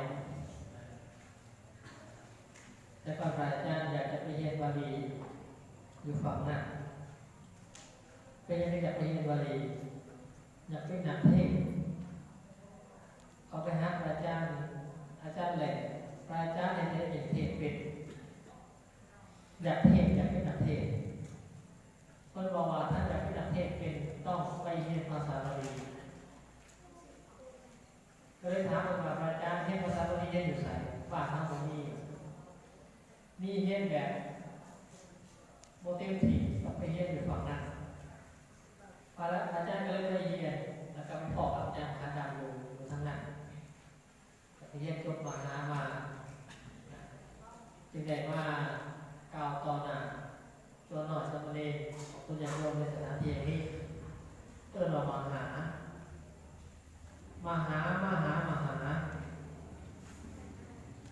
เขียนหนังสือไปหามหาบอกว่าทางมหาโมมหาจะไปหามหาทางมหาก็จะโผล่ไปหามหาทางมหาโมมหาโมนี้มหาก็จะไปหาโมนี้อันนี้มหาสนทนากันจะใครเป็นมหาแต่มีแต่มหาเมื่อวันเมื่อพระเจ้าจะยอมในทางจะลงสู่ก่อนบ้างบริทานนิทานเนี่ยพอตัวหน่อยเนี่ยพอตัวหน่อยเป็นครูปั๊บเป็นครูหักครูแพงกันมาตลอดนะช่วงนึงเขาอยากหมักแพง ไม่ออกโรงวัดนะก็เลยตกลงกับตัวหน่อยวางแผนในการเอาชีวิตรอดก็ตัวหน่อยมาประชุมกับสองคนเลยนะอย่าบอกกับตัวหน่อยประชุมด่วนผมนะประชุมพิเศษเอาให้จะได้เราเกิดก็เขาอยากหมักแพงเศรษฐกิจพอดีเหมือนกับยุคสมัยปัจจุบันเด็กจะได้เข้าใจทีชั้นอาหารเด็กเต็มท้องตัวหน่อยมันเลยออกไอเดียยังพอเห็นมั่วตัวนั้นมั่วอยู่ข้างวัดมั่วเดี๋ยวมันเขามาในวัดเอามากินหยาในวัดข้าน้อยได้แพงข้าน้อยสิเอามั่วไปปลูกไว้หลังวัดเดิมไปรีบมาอยู่พูดหลังวัดนะแล้วให้เจ้าของเขามาหานะยังพอกระเห็นโอ้โหนะแล้วยังพอนี่เด็กขึ้นจากมุกนะนั่งข้างในเบิกนะเอาแค่นี้สิก็เลยเดี๋ยวจุ่มมัวไปแล้วหลังวัดพูดหลังวัดชาวบ้านเขามาหามัวเขามัวเห็นตาตีตาลานชมวัดในเงินไม่มัวตัวเดียวมันจะมัวตัวเหม็นสักเขาเรียนไปมันจะสีมันจะสีออกลูกได้ขายลูกมันนะเป็นทรัพย์สินของครอบครัวอ้ายตกใจมั่วเสียเขาไปหายังบอกกันนะคัดสมัครนี่นะนี่คือวันกลับมาไม่พ่อมันนะเห็นมั่วกันหน่อยอยู่หรอมั่วอยู่ข้างนอกเนี่ยมันมากินหญ้าแค่วัน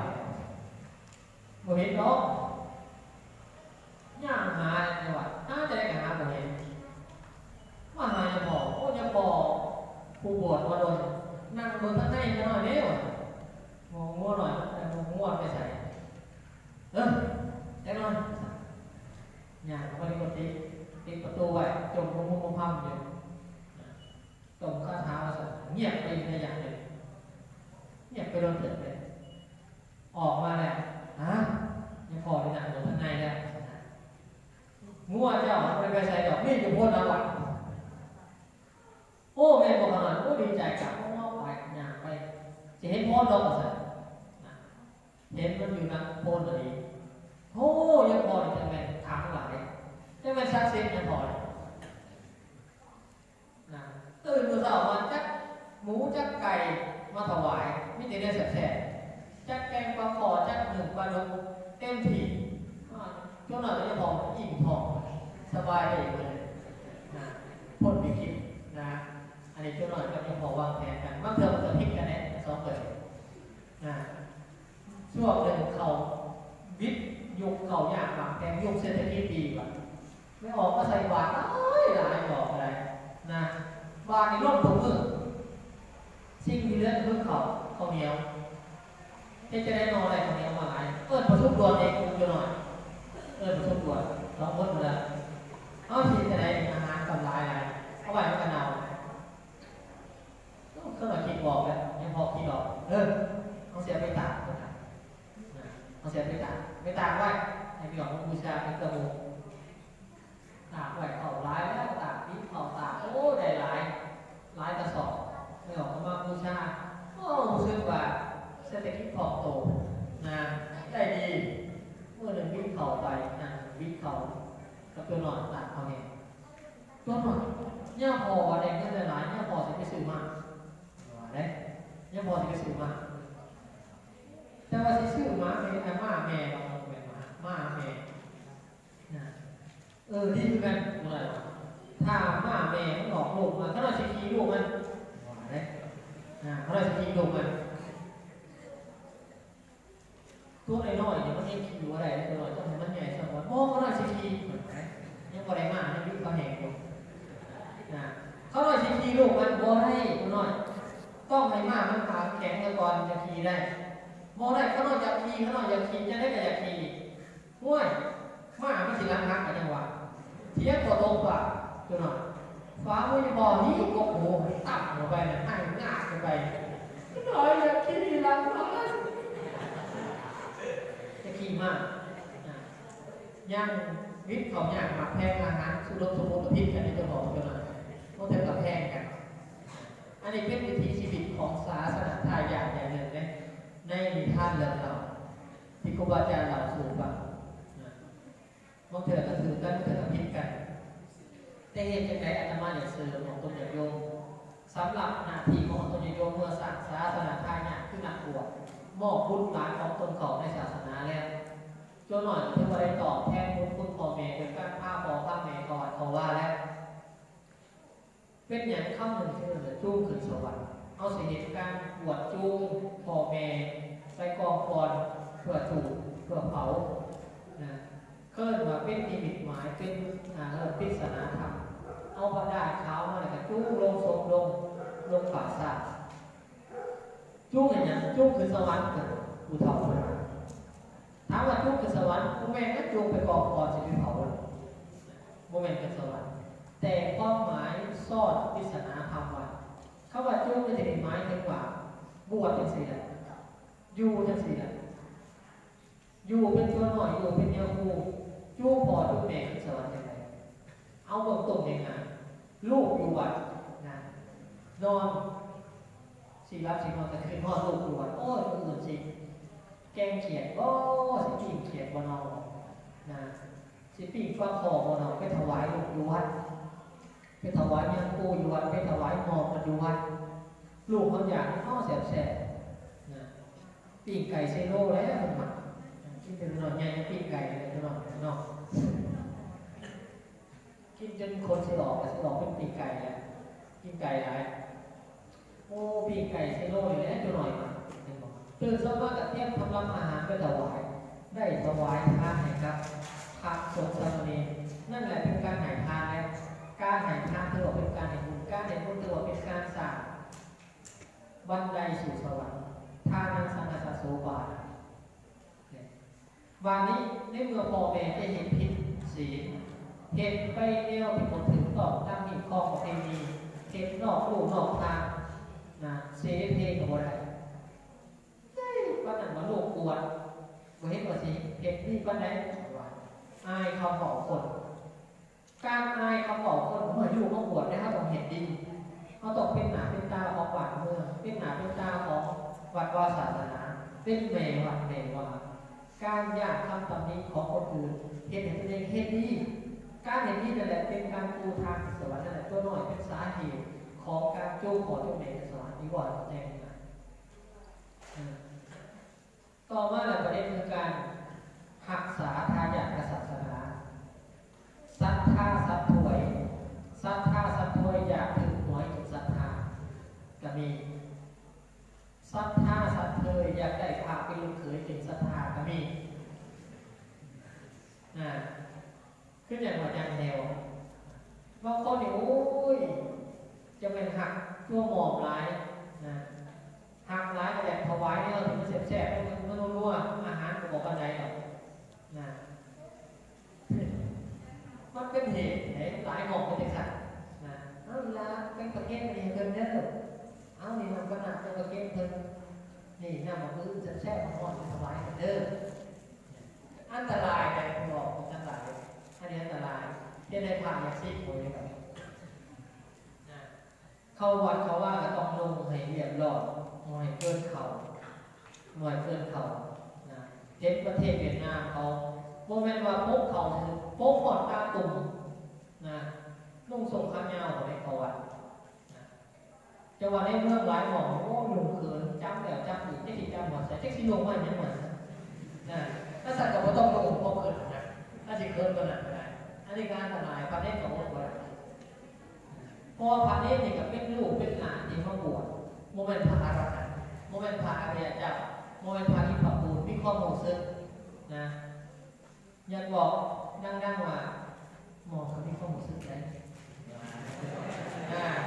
ต้องปกป้องนุ่งให้เรียบร้อยนะเวลาใส่บาตรอยากพกก็ได้นะต้องปกปิดให้สะอาดให้เรียบร้อยไม่ให้เปิดเผยทั้งลมทั้งเทิงตกเรียบร้อยบางคนเป็นเด็กน้อยนะอายุ10 ปีเนี่ยนะโอ้ปิดนะก้มเวลาเงยกับอย่างคนแนมพระอาจารย์บอกว่าให้แนมสัวแอกว่าแนมสัวแอกคือแนมตาต่ำใส่เลนต่ำแนมตาต่ำ เวลาวินาบ้านขั้นจุดหน่อยจะใส่เล่นต่ำเมื่อไหร่อันตรายเลยนะเจ้าต้องใส่เลขสูงนะขั้นไม่ออกพกพิษนี่โอเคแล้วไปแต่ผมเมื่อถึงอันตรายมึงเถอะเที่ยวกลางคืนมาตื่นเช้าพอดีมีเมื่อคืนตื่นเช้าพอดีก็จะเด็กคนตื่นมาที่ปากเมื่อคืนแต่งโต๊ะเรียบร้อยแต่ใส่บาตรนะจุดหน่อยก็ต้องเล่นแนมเลขสูงใส่บาตรแล้วใส่ก้อนกับไปนะถ้าใส่ตาต่ำอันตรายอันนี้ก็ระวังตัวเด้อฉะนั้นนาทีของตนนี้ทั้งหลายพยายามที่จะรักษาพ่อแม่เขาอีนั่นรู้สึกเขาวัดมุดยันนุ่งทรงเลยเขาบอกเขาเนี่ยผู้เฒ่าผู้ว่านะนุ่งสิ่งผ้าแค่ปกปิดอย่างดีใส่ผ้าเรียบร้อยอย่างงามเขาวัดเป็นการปกป้องโมให้พระสงฆ์สามเณรซิกเหมือนกันและการร้ายวัดห้างในสมัยปัจจุบัน600 400 กว่าวัดในประเทศลาวห้างถ้าเรื่องว่าไม่ออกจับพิษจะผ่านนิ่ท่าผ่านหน้าหนังบอดี้จะหันหน้าหนังบอดี้จะสิจับพิษจะผ่านด่าผ่านนิ่ท่าผ่านท่านบอกในเรื่องบอกเหมือนกวาดผ่านม้วนบอกก็ได้พาวันนั้นบูถือกันพาวันนี้เป็นอย่างนั้นพาวันนั้นเป็นอย่างสิอยากให้ได้ตามใจตัวเองทุกอย่างไอ้ที่จะเป็นก็อย่างหุ่นยนต์นี่เหมือนกันโมมีความรู้สึกเนี่ยนะช่วงหลังก็สักร่มแดดก็เตะบดกันอยู่เราไปวันกับเตะจากกันอยู่เตะบ้านพอกินนั่นกินนี่แต่ตัวน้อยมันเป็นเด็กน้อยก็อาจจะใจง่ายๆเขาก็ยังเป็นลูกหลานที่จะไปต้องฝึกอยู่บอกเอาสอนเอาห้วยตัวน้อยในทางเราดูแม่ตัวน้อยเดี๋ยวคนจะไปบอกอย่าว่าเนี่ยเดี๋ยวไปยากเลยตัวน้อยอันนี้โมบอกมันเกิดผ่านผูกไปในโลกคู่มือในโลกโซเชียลเห็นตัวหน่อยหรือเห็นผ่านเห็นคนอื่นทายผู้ไว้ไม่ประจานไปบอกก่อนค่ะเป็นการตำหนิแบบประจานโมเมนต์ตำหนิตัวก่อการตำหนิตัวก่อคือการจับเตือนด้วยเมตตาเมื่อเจ้าหน้าที่คนถือผู้บ้านที่สิบคนถือเล่นตะน้อยแต่ก็ไม่บอกเจ้าหน้าที่ผ่านฝ่ายปกครองเจ้าว่าโอ้เจ้าหน่อยยังพูดเจ้าหน่อยเขายังพูดเห็นคนถือแล้วยังแรกมีสื่อเพียงไก่การที่ปวดมาดึงแล้วดูเลยอันนี้จัดการให้หมดเป็นกระบวนการเนาะราคาจะพันเพียงไก่ตัวหนึ่ง40,000บอก40 บาทไปเลยไม่เสียนี่กระลาดแล้วอย่าประจานเถอะให้เข้าใจว่าลูกหลานที่เขามาบวชเป็นลูกหลานผู้หนึ่งที่จะไปตกฝึกฝนอยู่ฉะนั้นเขาต้องเข้าใจในครูนะเข้าใจในครูเข้าใจผักเข้าใจตัวเข้าใจเน้นนะโมเป็นบอกประจานด่าอย่างเดียวมันกับมันกำลังใจตัวคนนอนจะนอนเห็นอันนี้กับพิษเห็นอันนี้กับพิษโยกโมเป็นผักโมเป็นปูนเนาะจะหน่อยจะมีข้อมูลซื้อกันนะเอาละอันนี้อยากเสริมให้ฟังเป็นการเป็นสัมพันธ์ในพระพุทธศาสนาว่าเขาควรจะพอพ้นตัวจากไหนที่สำคัญคือออกตัวอย่างโยมเป็นส่วนหนึ่งเลยที่อาตมาเรานั่นคือออกตัวอย่างโยมต้องเป็นหูเป็นตาสอยกันเป็นหูเป็นตาสอยกันรักษาพระพุทธศาสนาสอยกันแล้วโอกาสต่อไปมีเวลาต่อไปจะมีการถามตอบคำถามนอกคนไหนมีคำถามมืออยากจะมียังแสดงความคิดเป็นการนิมนต์เพียงเชิญเจริญพรได้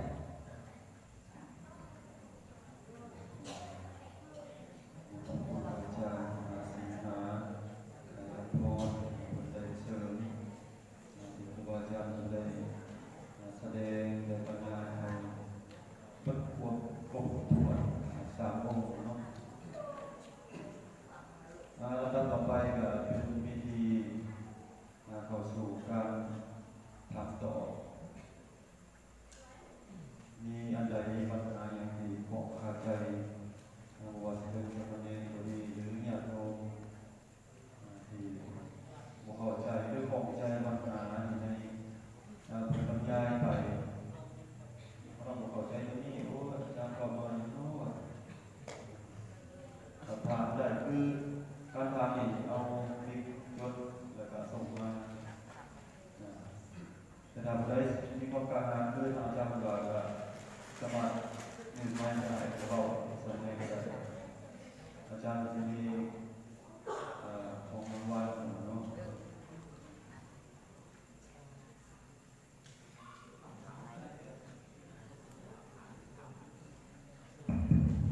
คนประธาน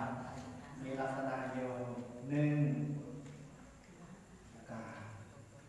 สองฟังบูเรื่องบูจะทำอย่างสามเข้าใจมันมันจำเป็นของข้าฉะนั้นบรรดามาไว้ซ่อนเล่นอยู่ในประเภทใดถ้าอยู่ในประเภทที่ว่าถ้าจะเข้ามาเกิดเราให้กำจัดความตายออกไป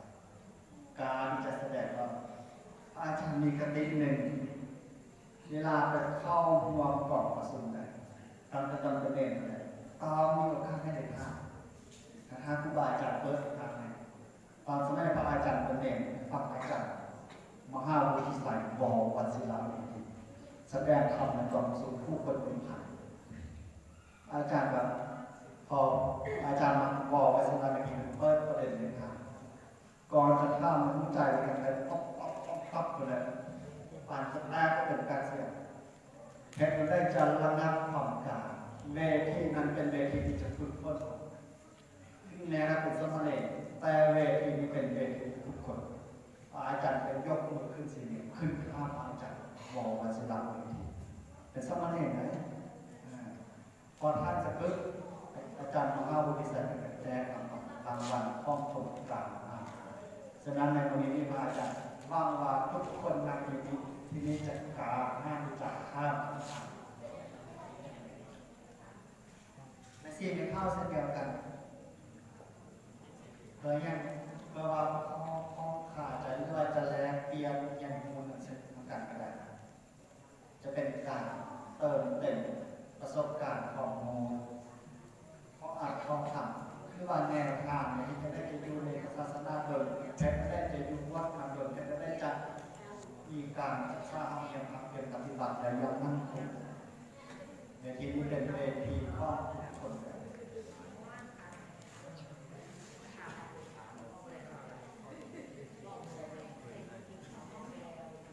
ก็บรรดาสมณเณรทั้งหลายที่นั่งอยู่นั่งที่นี้แต่ละคนอาจจะมีบุญบารมีคือกันวันนี้คนนอกคันตั้งห้ามว่าทุกคนนั่งอยู่มีดีถ้ามีคนได้คะแนนตามใจดีใช่แล้วการจัดการอบรมปฏิบัติธรรมนี้อาจจะส่งผลให้น้องเรียนนั่นเปลี่ยนชีวิตนั่งอยู่นั่งดังเซนติวาสมณเณรบัณฑิตาสมณเณรคันถ้าว่าน้องมาสมณเณรในสิ่งที่เขาตั้งใจภาวนาแล้วครูบาอาจารย์ให้คุณเพียรใส่ที่ใดจะมาอนุโมทนาเมื่อบัณฑิตาสมณเณรผู้นี้ตั้งใจสันนิบาตพระพุทธเจ้าต้องยอมมาเป็นหล่อออกให้คือนั่นแหละสมณเณรองค์นี้มีชื่อว่าบัณฑิตาสมณเณรปิ่นกมัตมัสสยุยามทำอุปนิสัยเพศคนกำลังข้ามไปกระข้ามมาใส่ตัวอาจารย์เขาเห็นข้างนอกอ่ะมาใส่ตัวจะบอกนะครับกำลังข้ามไปข้ามไปให้ท่านเพชรลูกเพิ่ง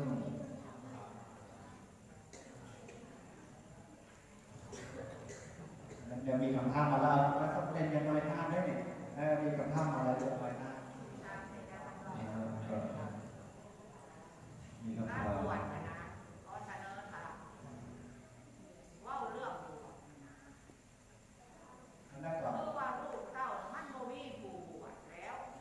เวลามีชีวิตอยู่ลูกยิ่งเขาก็บอกว่าลูกชายเขาก็บอกว่าให้ก็ได้สืบทอดศาสนาขึ้นอย่างพระเจ้าอโศกมหาราชแต่เวลา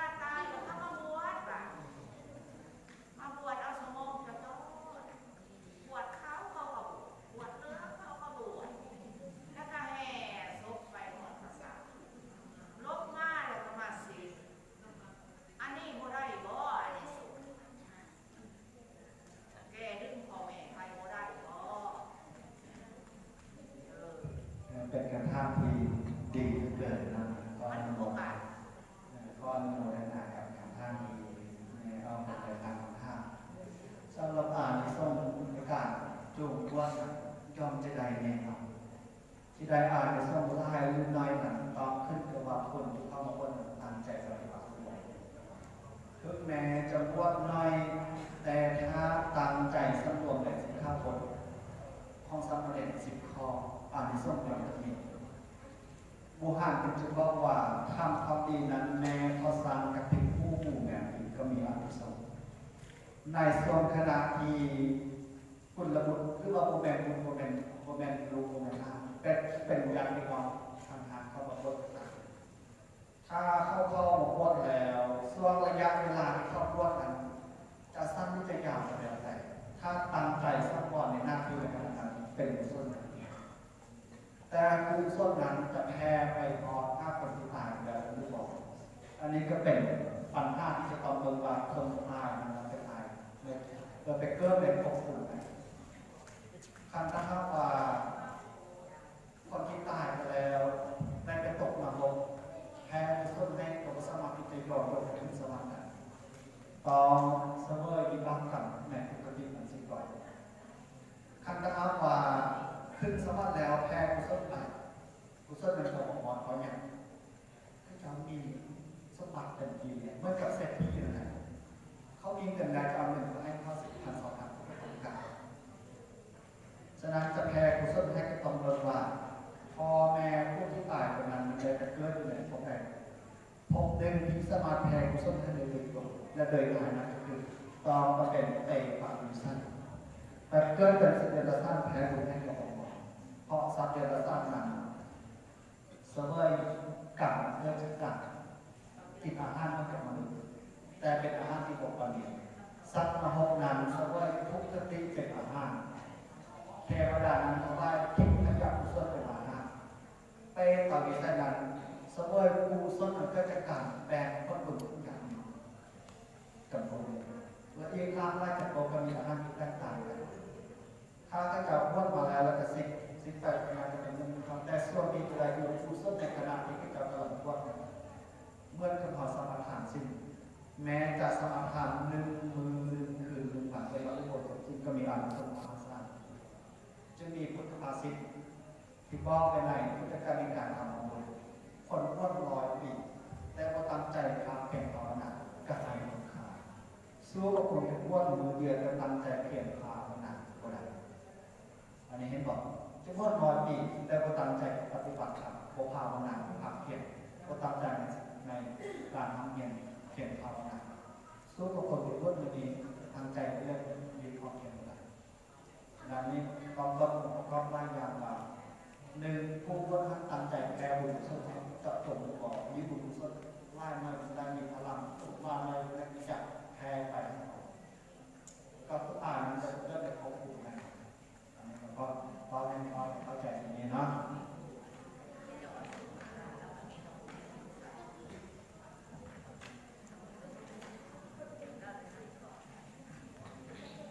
คือสิต่อใจน้องอาจารย์อธิบายต่อปัญหาอาจารย์ต่อไปเข้าสู่คำถามที่2เพราะว่าสำหรับการคบคนดีเป็นอะไรและมีคนดีนั่นแหละ2คือการคบคนชั่วมีข้อเสียอะไรมันอุปาจารย์ต่อการของคนดีมีข้อดีอะไรเป็นหวานมันนี่น่าจะเป็นข้าวกล่องที่เขาได้ยินว่าอยู่แล้วนะคบคนดีมีสีแก่ตัวคบคนชั่วพลาดตัวมองให้จำไว้ว่าเขาสิหูเลยจะไหมว่า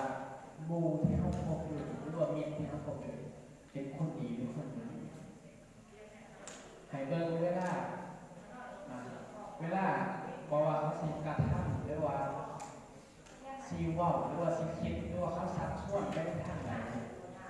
ถ้าเขาสักส่วนไปในทางที่ดีถ้าเขาว่าถ้าสร้างประโยชน์ในแก่สังคมนี่ชื่อว่าคบคนดีส่วนในทางตรงกันข้ามถ้าส่วนไปในทางที่บ่ดีส่วนไปกินเหล้าเมาสุราส่วนไปเฮ็ดแนวบ่ดีนี่ชื่อว่าคบคนชั่วมันเมื่อการเห็นชัดแจ้งอยู่แล้วว่า ถามว่าคบคนดีชีวิตเฮามันก็จะเริ่มขึ้นถามคบคนชั่วชีวิตก็ตามลงนี่คือข้อตอบสั้นเองเนาะต่อไป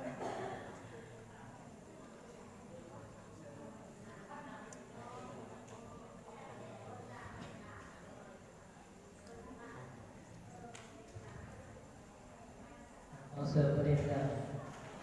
คนดีแบบดีจากไหนเอาไงว่าดีอาบน้ำมันต้องเกี้ยงบอกต้องเกี้ยงเป็นยังคืออาบน้ำแต่ให้มันเกี้ยงมันกับบริคำถามยากนอกแต่ขอบใจสำหรับคำถามอาจจะเป็นลักษณะว่าเขาซื้อแจ็คได้แต่ไหนว่าคนนั้นเป็นคนดีกว่านอกก็เขาชวนเด็กเช็คได้มันหมวนมันก็ดีเขาเรียกหมักเองส่วนสูบยามาก็ดีนะคนหมักสูบนะส่วนประเด็นการพนันมันก็ดีนะคนหมักเด็นการพนันความดีของบางคนต่างกันดีสำหรับข่อยเพราะว่าเขามีความคิดเหมือนกันแต่ว่าคนดีมีลักษณะอะไรคนดีหนึ่งผู้สิ่งที่มีประโยชน์ผู้สิ่งที่ไม่มีประโยชน์ผู้สิ่งที่มีโทษผู้สิ่งที่ไม่มีโทษให้เข้าใจงานนั่นแหละคนดีถามว่าเรียนเก่งมีประโยชน์มันมีเมื่อไหร่ดินพอดีผู้สมองแต่บอกให้เสียการเสียงานนะหลายอย่างที่เป็นเกณฑ์ดินเพื่อเป็นการสันทนาการแต่เรียนพอดีนะแต่ตัวอื่นน่ะตัวพันนั้นเลยก็ที่เสียยาเสียติดตัวนี้มันบริแน่นอนเมื่อสมองเนี่ยและมันมีประโยชน์ก็ใช้กับการในส่วนไม่ลักษณะที่มันมีประโยชน์แบบนี้ว่าเป็นคนบริ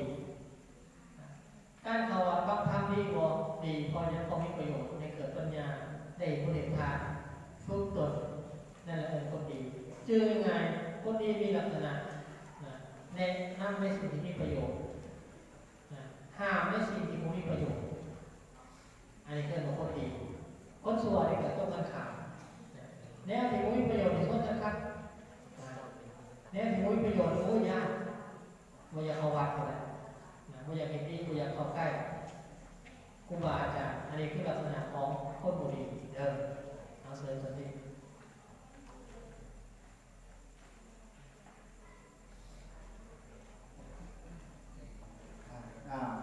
เมื่อยเราบอกอยู่นี่ก็ได้อยู่มอหนึ่งอยู่ขึ้นเบอร์มอหนึ่งมอสองมอสามมอสี่มอห้ามอสี่วะเนี่ยสี่ไปเข้าได้ไปเข้าเงียบหรอก็ได้อ่านออกเขียนใดกับมือขึ้นเบิ้งอ่านออกเขียนใดยกมือขึ้นทุกคนเลยประโยคนี้แสดงว่าอ่านออกเขียนก็ได้หรออ่านออกเขียนใดมือลงเดี๋ยววันนี้พาอาจารย์จะทดสอบว่าน้องน้อยสมเด็จพระนางแต่ลองเรียนความภาษีของอาจารย์กระดาษในสี่ในข้าวจะอ่านออกเขียนใดอยู่ก่อนตาอยู่ใช่ปะตาอยู่ใช่จีนะอาจารย์แต่ตาอยู่ใช่ตาแสดงเมื่อกี้แสดงมาบอกหูด้วยเลยตาอยู่ใช่ตาดำอยู่ใช่หูปากตาหูปากวันนี้นี่จะพาเล่นเก่งอาจารย์มาเสือวันทุกคนครูจะขึ้นตายกมือขึ้น1 นิ้วทุกคนยกถ้าเขาได้ประโยคให้นิ้วผ่านสตาร์ทแสดงกันเป็นร้อยยกมือขึ้น1 นิ้วไม่ซีไม่เข้าเลยเนอะยกมือขึ้นยกมือขึ้นยกมือขึ้นไปดูยกมือขึ้นผมว่าสมัครบอกว่าฟังเนี่ยเข้าใจหมดเนาะให้เราไปนำจีไปนำเลยตาหูดังฟังให้ดีมีดังตาหูจับเบิ้ลจับให้ก็ดูมีดังตาหูดังตามาเด้อ2 คน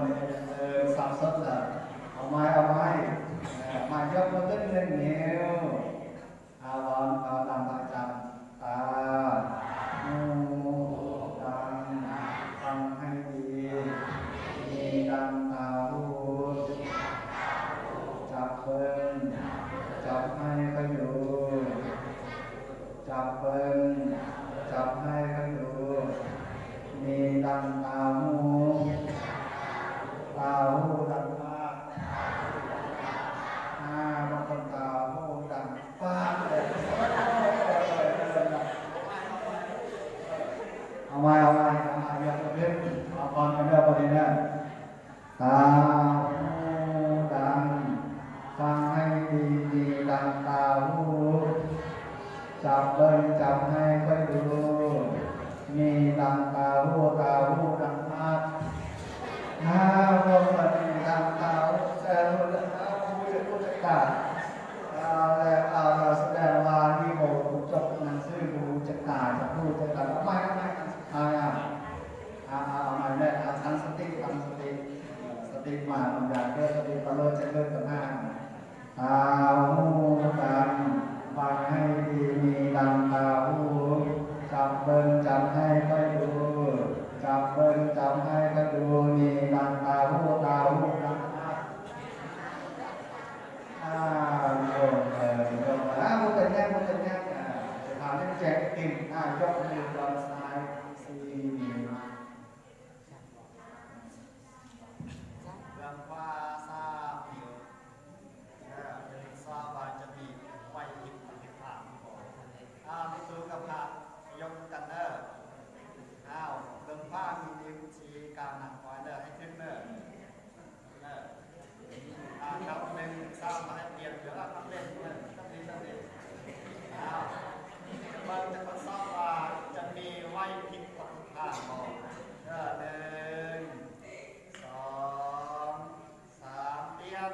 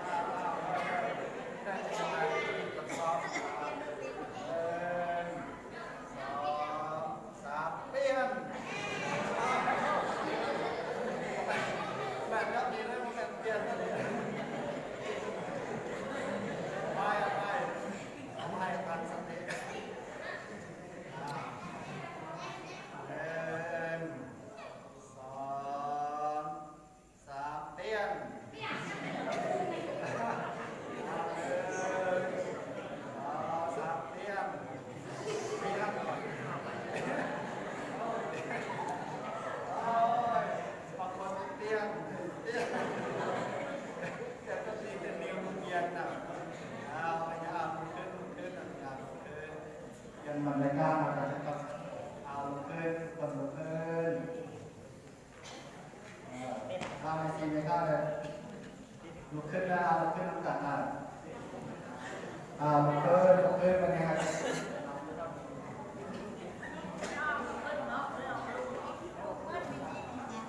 ลุกขึ้นแล้วลุกขึ้นทุกคนลุกขึ้นจะไล่ความเกียดไล่ความคิดขานไล่ตัดหนักเสียดีกว่าเราสนุกคือน้ำข้อกาแฟน้ำข้ออะไรลุกขึ้นได้ลุกขึ้นตามมือต้องไปได้ความดีเข้ามาความชั่วออกไปความดีเข้ามาความชั่วออกไปไม่คว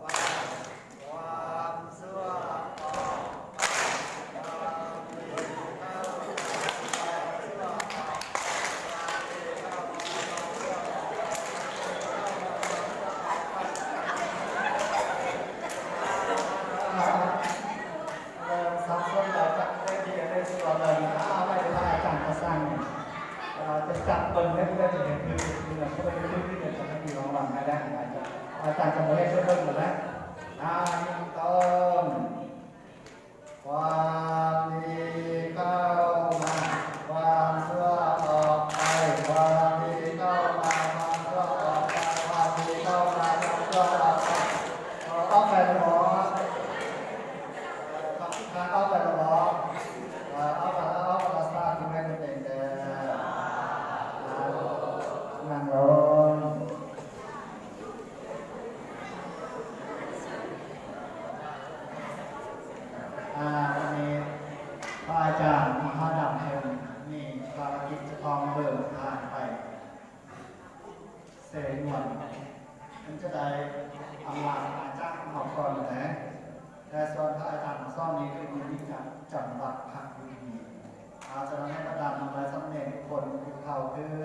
อาจารย์เป็นเนาะอันสลีวันทาปฏิวาอันสลีวันทาปฏิวาอันสลีวันทาปฏิวาอันสลีวันทาอันสลีสาธุแบบความตกกระแตอาจารย์เป็นได้ที่มาให้ความรู้คนที่ให้ความรู้แม้นึงอัคระก็ได้ที่เราเป็นผู้อาจารย์อันนี้เป็นอาจารย์จะได้กลับคำว่าอาจารย์ทำไปแล้วจะเดินทางมาแล้วที่เดินมาคนทราบด้วยคนแต่ครับ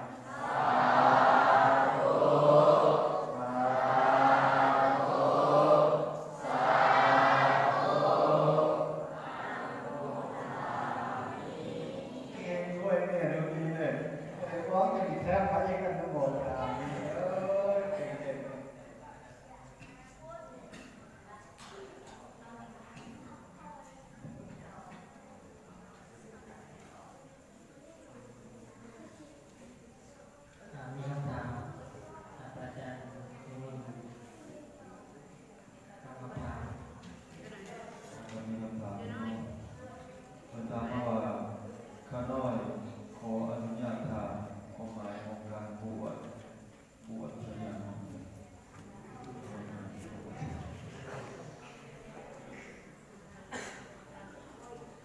บวชเพื่ออย่างกินเก่าเพื่ออย่างเป็นหรอกินเก่าเพื่ออีกนอกนอนเพื่ออย่างนอนเพื่ออีกแต่นอนเพื่อได้กับอีกนี่คือมีจะหน่อยเพื่ออยู่สวรรค์จะหน่อยเพื่อเราบวชตั้งแต่เป็นเราเป็นจะหน่อยไงแล้วยังมีใส่บอลอยู่เตือนเศร้าหน้านี่ต้องเปลี่ยนสมองมาเรียนใส่บอลวันพระก็เศร้านี่ต้องกราบพระกายนอนยากราบพระนะกราบพระแล้วปุ๊บโมก็ลุกขึ้นแล้วโมลุกแล้วรับข้างเลยรับแล้วแต่เมียมองเลยบวชแต่ยังหน่อยนะยังบวชจากความแล้วยังไม่สาวจากตากผ่าสมองเราเห็นสมองตัวเล็กงามๆนี่เราสมองเราเปื่อยเหี่ยวแล้วก็ถอดออกแล้วเอาสมองในหันเป็นถอดมาเลยเปลี่ยนมาเลยเรียบร้อยคือเราจะหน่อยอันเซโนก็ถือเป็นอันนั้นนอกคือถือจะปลอมอยู่นอก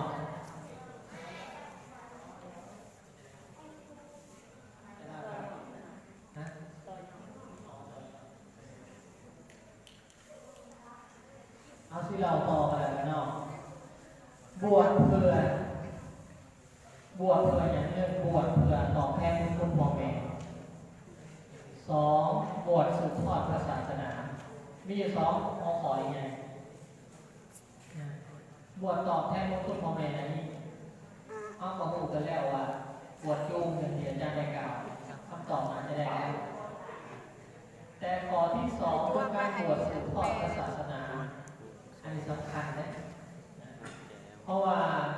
ชีวิตของหลวงปู่ทรายต้องบวชในประเทศทิเบตถ้าสมมติมีลูกชาย2 คนพ่อแม่ต้องหาลูกชาย2 คนว่าใครสิบวชในบวชมุสลิมได้อยู่ทิเบตได้หมายถึงว่าหน้าที่ของพ่อแม่เมื่อได้สร้างครอบครัวมีลูกแล้วต้องเสียสละลูกคนหนึ่งเพื่อเขาบวชและบวชตลอดชีวิตแล้วเนื้อผู้ชายคนหนึ่งเอาไว้สืบทอดตระกูลสืบทอดกิจการมีเดอร์มีเดอร์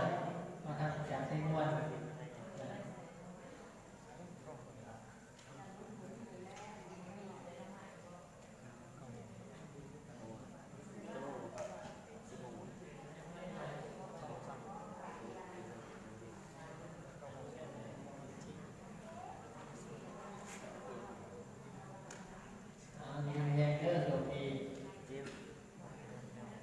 บวชสืบทอดพระศาสนาเหมือนกับประเทศทิเบตอันนี้คือบวชสืบทอดเป็นหน้าที่ของพ่อแม่ต้องให้ลูกตัวเองบวชนะและการที่เขาบวชนี่ สืบทอดศาสนาไปเลยเนื่องและบวชในเห็น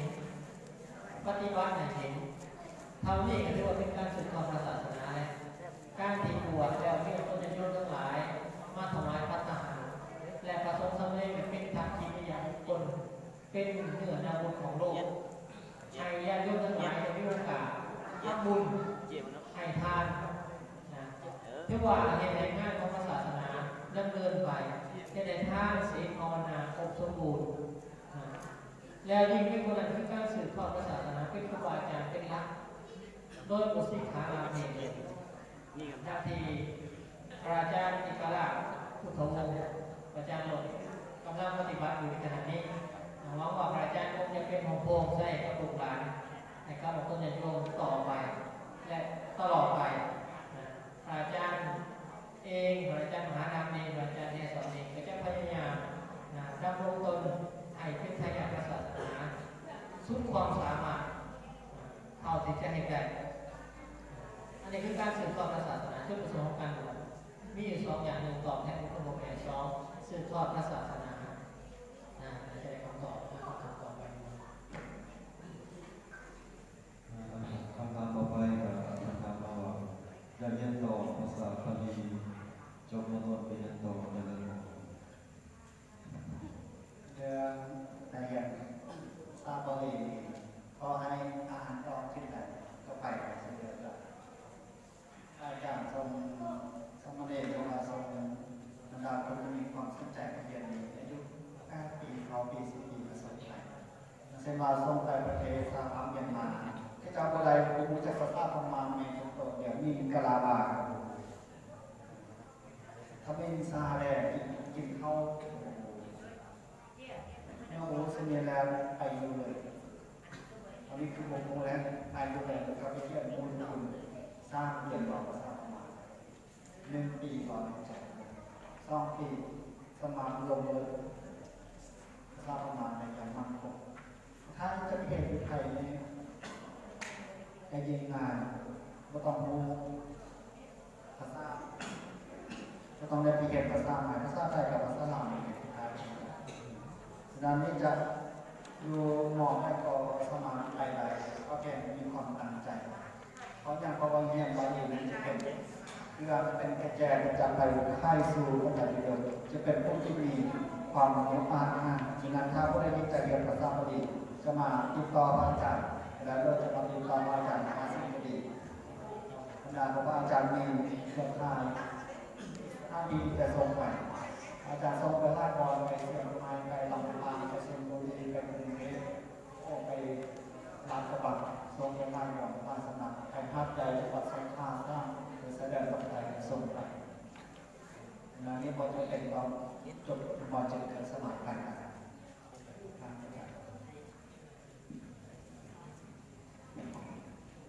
เรื่องการศึกษาภาษาบาลีคนที่จะเป็นครูบาอาจารย์ในอนาคตโดยเฉพาะเป็นนักเทศนาเป็นนักเผยแผ่ทุกคนเป็นผู้ที่อ่านตำราเป็นเทศเป็นบอกเป็นต้องเรียนภาษาบาลีบางคนอาจจะบอกเป็นแต่ยังโมเดลมันบอกคงภาษาตีไฟเกิดว่าซับสโคปยังบอกคงเลยต้องเพิ่มสกิลเลยถ้าจะถึงในวันไหนโอ้แสดงว่าดีทุกวันการศึกษาภาษาบาลีจะเห็นในการเทศนามีหลักการที่แน่นขึ้นอาจจะมีหลักการอยู่แล้วแต่แน่นขึ้นคมขึ้นนะขั้นยกสกอแบบนักเตะตัวไปแบบโรนัลโดเลยนะยิ่งคมมาเด็ก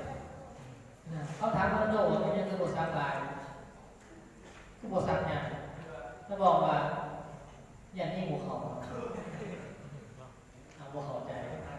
อย่านิ่งหัวออกอย่านิ่งหัวเขาเลยบทสักลายการศึกษาบาลีจะเห็นคงทราบขึ้นในพุทธศาสนาทราบขึ้นในคำสอนของพระเจ้าเพิ่มพูนศรัทธาของตัวเองให้มันคงยิ่งขึ้นให้มันคงยิ่งขึ้นผู้มือในพระเจ้ายกมาเป็นมหาไม่ใช่มาใส่ในบริญญาไว้ห้องไปเป็นหน่อยห้องไปห้องไหนขี่ยนต์ไปห้องไปมืออื่นนี่ก็จะห้องไป ต้องนั่งรถไปอุบลแล้วก็นั่งห้องแล้วก็ห้องมาจากอุบลไปกรุงเทพนะจากเวียงจันทร์เดินทางไปเมื่อวันที่30นะก็ต้องมาลงอยู่วันอุดรและการห้องอยู่หันไปกรุงเทพไปมาสะดวกนะเพราะว่าการศึกษาภาษาบาลีเป็นที่ยอมรับของครูบาอาจารย์ให้เขารบในห้องสมาธิในการเทศนาเดินทางไปทั่วทุกหมู่ทุกบอดนะครูบาอาจารย์หมั่นใจฉะนั้นแล้วนี่การศึกษาภาษาบาลีนี่เนื่องมาได้ข้อมูลของตัวเอง2มาครูบาอาจารย์นับถือของคนจะยืนทั้งหลายให้ความมั่นใจในการเทศนาสั่งสอนและมีโอกาสในการเดินทางไปทั่วโลกเลยนะพระอาจารย์ได้ไปเอามากไปแล้วไทยอยู่หลายปีไทยอยู่13 ปีนอกจากศึกษาภาษาบาลีแล้วก็ไปกัมพูชานะไปหมดจะมีโอกาสในอนาคตจะได้ไปท่าปีจะได้ไปอินเดียเขานิมนต์ไปเป็นส่วนหนึ่งในการสาธารณะไปโดยไปอินเดียโมเมนต์เราวันนี้มันโททีมเลยมันต้องมีมันครูบาอาจารย์ที่มีความรู้ไปเลยนะคือจากพระอาจารย์แท้พระอาจารย์ดำเหมือนกันพระอาจารย์มหานาฏอยู่สหรัฐอยู่เท็กซัสนะอยู่สหรัฐเดินทางมาเสกประโยชน์เก่าอยู่ที่ประเทศคนป่าอีก2-3 เดือนกลับอีกแล้วครูบาอาจารย์มีผลประกอบการท่านขึ้นชื่อว่ามหาเนี่ยอยากได้บอกถ้าคนใดอยากไปต่างประเทศมีเครดิตในเกณฑ์มหาเนี่ยมาดูนิมนต์ท่านอยากไปมุกกับมหาดำไปวิทบาทวิทบุตรเงินระดับหน้าหลายจังจะว่าครูบาอาจารย์มีความสำคัญอย่างที่กล่าวมาถ้าคนใดอยากสนใจมันติดต่ออาจารย์แห่งสวรรค์คนมีกองทุนเด็กวิชาเด็กพาสปอร์ตแนะนำวิธีการไปเรียนนี่ไปอุบลก็ได้ไปหมดได้ก็ได้มีการศึกษาพระอาจารย์พาไปได้มาติดต่อได้มีคำถาม ถามว่าซาเซ็นแล้วมันได้ยัง โอ้คำถามไม่ใช่คำถามมาตัดถูกดีหากษาศีลแล้วก็ได้ยังการรักษาศีลคือการขอบคุณจิตใจบางคนบอกว่าเขาสิขอบคุณมันเนี่ยขอบคุณกับเป็นถูกนะอยากกินนะนี่กับเป็นถูกอยากบอกมันมวนอยากบอกตลกที่5อยากบอกดาวอยากเห็นหน้ามือเนี่ยมันมวนปากกับอดไหวจะเป็นถูกข้อที่4การนินทาคนอื่นการจับกลุ่มบอกนินทาคนอื่นก็เป็นการผิดศีลได้ผิดศีลข้อที่4ได้เป็นการบอกทุกภาษิตวาจาสุภาพหรือวาจาที่ปกป้องประโยชน์ผิดศีลข้อที่4เอาสิไปคัดความตอบการเท่าไหร่ยังไงนะมันมีพราหมณ์คนหนึ่งในเรื่องของลีลาวดีนะเราเป็นพราหมณ์ที่บ่นับถือศาสนาใดเราเห็นตะวันขึ้นแล้วก็ไหว้พระอาทิตย์เราก็ขึ้นต้นไม้ไปไหว้พระอาทิตย์เราเห็นปลาเราก็ไปมุดน้ำแล้วไปไหว้ปลาอยู่ในน้ำนะล่าสุดอาจารย์ไปเห็นเอาเต่ามาขังไว้นะเป็นเต่าเนี่ยบอกเลยเต่าไห่โซ่เต่าไห่ลามือเลขที่ออกไม่ออกไปแล้วคันหาเทียนดอกไม้คันหาคัน8ไปแล้วบูชาเต่าแล้วก็อุปกรณ์สำคัญขาดอะไรคือแป้งเอากระแป้งไปทาเต่าให้มันเกิดความในการเบิ่งลายมันสองเองนะเบิ่งลายมันสองเองนะอันนี้คือการปล่อยจิตตัวเองให้ไปตามกระแสโลกเหมือนกับการที่คนที่ไปเลยกำลังของตัณหาอยากตีมือจะตีกฎหมายอยากฆ่าผู้กระทำอยากลักของผู้กระทำนะโอ้ยเห็นไก่ไม่กินเดียวกันนะที่เมียเราปิ้งไก่แช่ไปหลักไก่อยู่เหล่าเขาอยู่เหล่าไก่เขา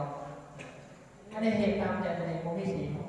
แม่เดียวว่าเขาบอกมันเป็นความอิสระทางจิตใจมันจะไม่ต้องมีความมันต้องมีสิ่งควบคุมหรอกสบายดีสบายใจแต่สิ่งที่ตามมาคือผลเสียไปหลักไก่เขาเลยเป็นอะไรถึงจับนะพอแม่เสียสื่อเสียวงตระกูลไปขาไปตีมือกินเหล้ากินยามาเสียเงินเสียคนแม่อยู่ว่าเป็นความอิสระความอยากสบายใจเราต้องรักษาศีลแต่ว่าผลที่ตามมามันเป็นผลหอดเป็นความเพ่งหอดของผลกรรมที่ตามมาเป็นผลทางตาทั้งเดียวนะอันนี้เป็นต้นเป็นเรื่องเราต้องรักษาศีลเขาต้องมีว่าลมต้องมีเบรก เพื่อต้องมีหางเสือถ้าเราไม่มีเบรกจะได้เดินว่าสิ่งมันจะตั้งหมดแล้วนะฉะนั้นแหละเขาสิโค้งเขาสิงอออกไหนเขาต้องมีเบรกนะการเบรกอะไรมันกับการมีสีจิตใจเขาจะบ่อไหลไปตามความอยากเกิดของกั้นความอยากไว้ให้อยู่ในทำนองคลองธรรมอันนี้คือประโยชน์การรักษาศีลคือการอดในสิ่งที่ควรอดปล่อยในสิ่งที่ควรปล่อยนี่แหละคือการรักษาศีลการออกคุมจิตใจตัวเองน่าจะได้คำตอบว่าถึงนอก ไว้ทางใหม่เด้อ คำถามต่อไปว่ายานิพพานต้องเป็นอะไรการต้องมีสิทธิ์เป็นอะไรเป็นว่ายานิพพานต้องเป็นอะไรแต่ก็ถ้าคนต้องมีสิทธิ์เป็นอะไร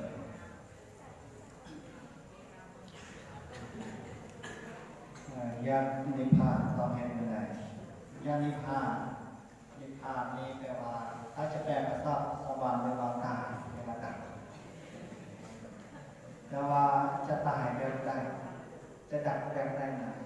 เป็นคำถามที่เราต้องตั้งขึ้นมาในใจแค่จะตายแบบคนทั่วไปที่บอกจะตายห้าไฟพวกมีของตายสะเอตายสะบองตายกับตายวาตายตรงตายท้ายแบบนี้ไม่ต้องการแต่จะตายแบบไหน